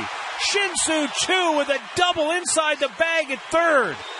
Oh, he wasn't going to spot him that first strike. I guess he was not. And he took that fastball the other way. Kept it inside the bag down the line for a double. And the Indians in business right now. They got the fastball away. I am a little shocked. 5 straight balls, but he was not going to give him anything. Didn't spot him, and there you go, being aggressive. Got it under the glove of Beltre. Down into the corner by the time Hall could cut it off. You have runners at second and third, and the Indians in business. I mean, they are in business. How about that? The leadoff walk, and it sparks them.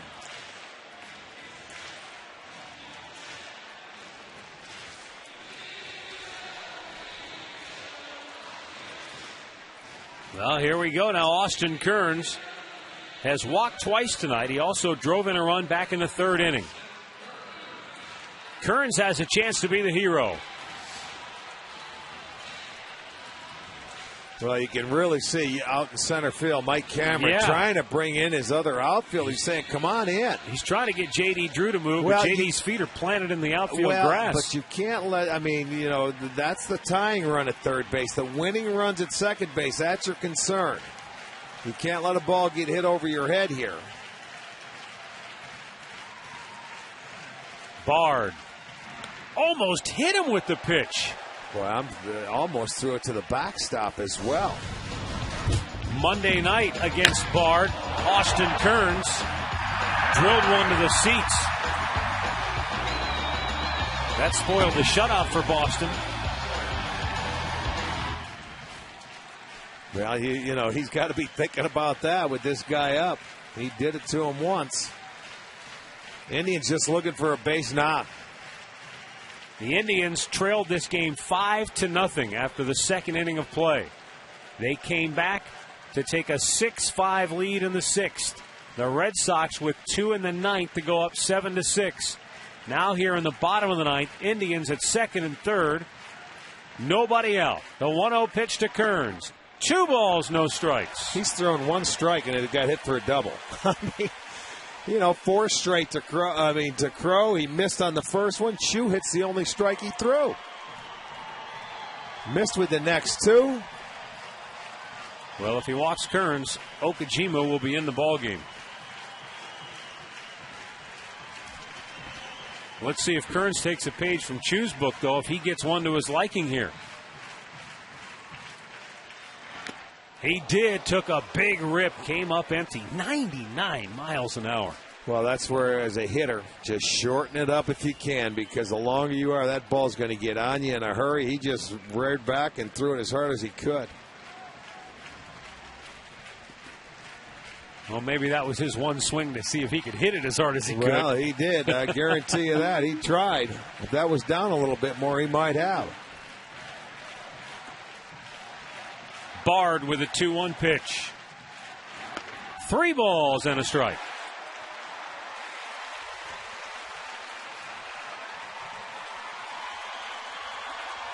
Travis Hafner waits on deck. Francona and Farrell discuss what to do if Daniel Bard walks Austin Kearns here. Got to figure they'll go to Okajima if that happens.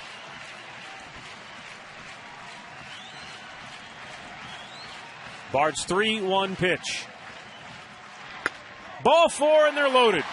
Nobody out in the bottom of the ninth. He's thrown 11 pitches, only 2 for strikes. And the one of those was hit in the left field for a double. And Francona, is he going to make the move? Oh, he's got to, doesn't he? Well, he's got his defense. He's saying that guy can run at third. I don't think he's going to. No. If this is your closer, he's staying right with him, I guess. So here we go. Travis Hafner, bases loaded, nobody out.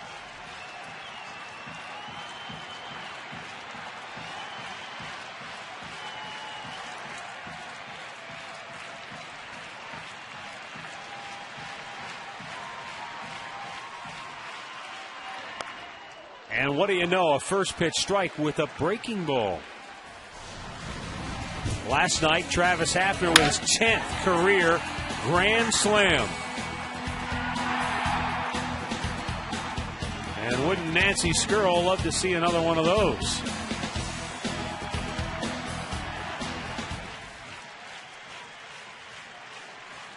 More importantly, tying run at third, winning run at second base for the Indians. Bottom of the ninth, nobody out. And the 0-1 pitch. High fly ball down the right side, and that will get pushed into the seats.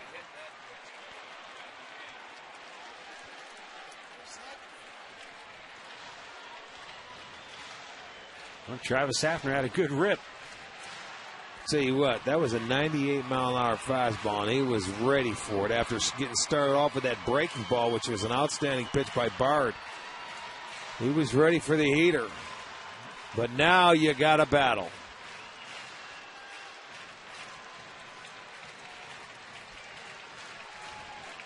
Oh, 0-2 the count. Johnny Peralta waits on deck.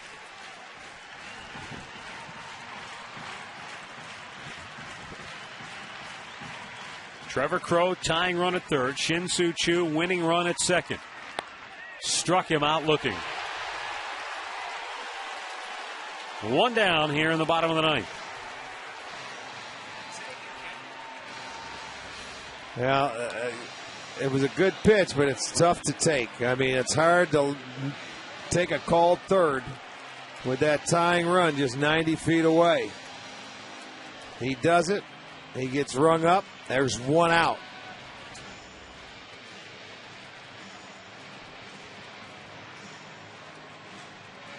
Johnny Peralta, who did not start this game.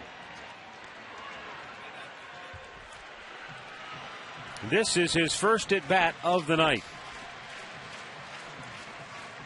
But he's got a chance to be the hero on a night in which he sat for the first 8. And a called strike on a pitch that didn't have the hometown faithful agreeing with home plate umpire Andy Fletcher.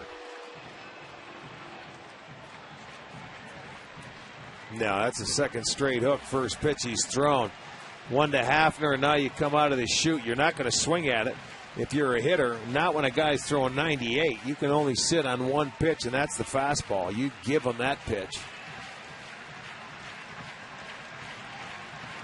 Daniel Bard walked Trevor Crow to start this inning. Shin-Soo Choo doubled down the left field line, then Kearns walked to load the bases. Hafner struck out, and Peralta swings and misses 0-2 the count.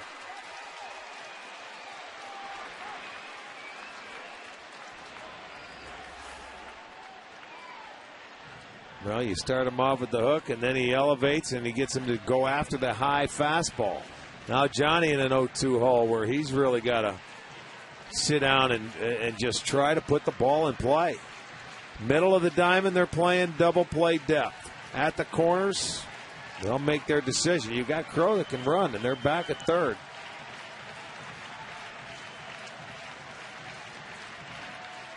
Bard with the 0-2. Straighten him up, 1-2 the count.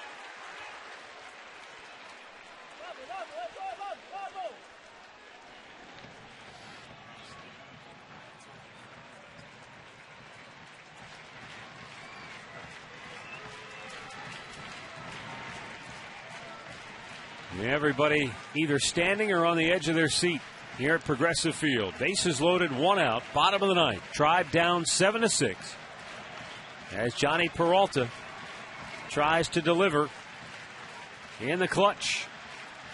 Bard taking a lot of time. Well, he wants to make sure. I don't know if what Victor's putting down, I don't know if he can see the signs, but he just, maybe he wants to throw one pitch and Victor wants another. He's got 2 good ones that he can go after. Breaking ball popped up. Martinez calling for it. 2 down. Well, it all comes down to this. Russell Branyan with the bases loaded and 2 out. Yeah, look where Victor's sitting away with that hook. He left it middle of the plate, but it's, I mean, at 83, and you're sitting 98, and, you know, you find a way to put it in play. He did, just didn't get it deep enough, popped it up. Now 2 outs. Boy, it's coming down to the final out, just like the top half of the ninth. What can Branyan do?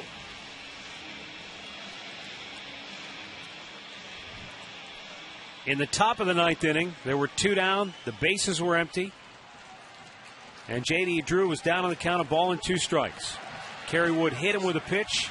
And then Adrian Beltre hit a 2-run homer to put Boston up 7-6. Indians trying to turn the tables now here in the bottom of the ninth. Bases loaded, 2 down. And Daniel Bard delivers.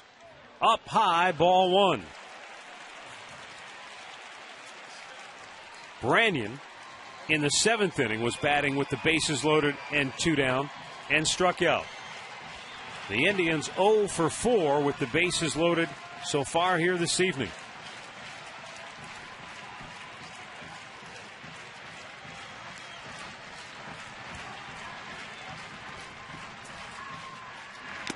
Foul tip, 1-1 the count.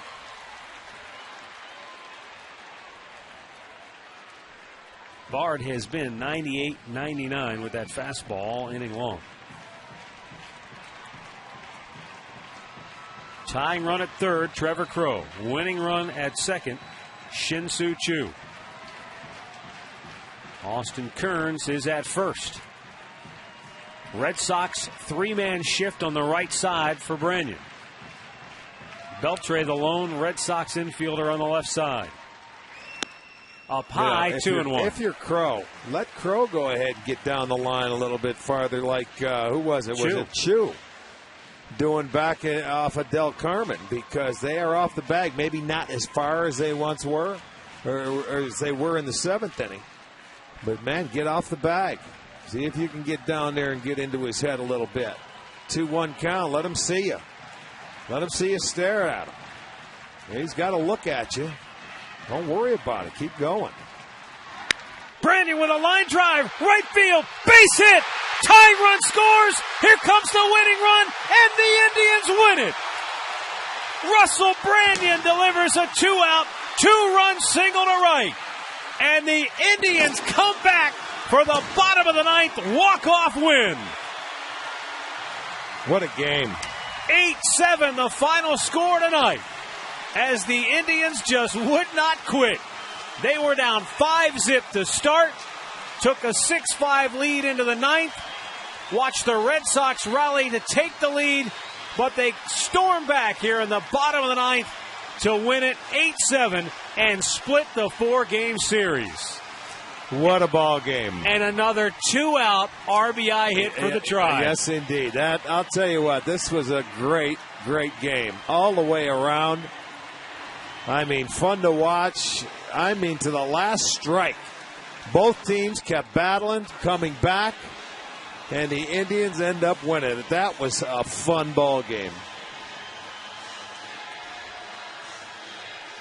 Time now for our KeyBank Play of the Game, brought to you by the banking home of your Cleveland come on, Indians. We just saw it. We're just going to show you another replay.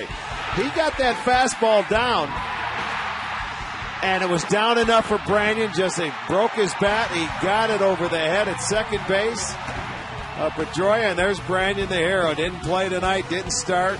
Ends up getting the game winner, and what a big hit that was. After they had the bases loaded, nobody on, they end up getting the 2-out base hit. That's going to be our KeyBank key play of the game. That was fun. Well, we thank you for watching this game on Channel 3 Sports tonight. We hope you enjoyed it. We provided as much entertainment as humanly possible.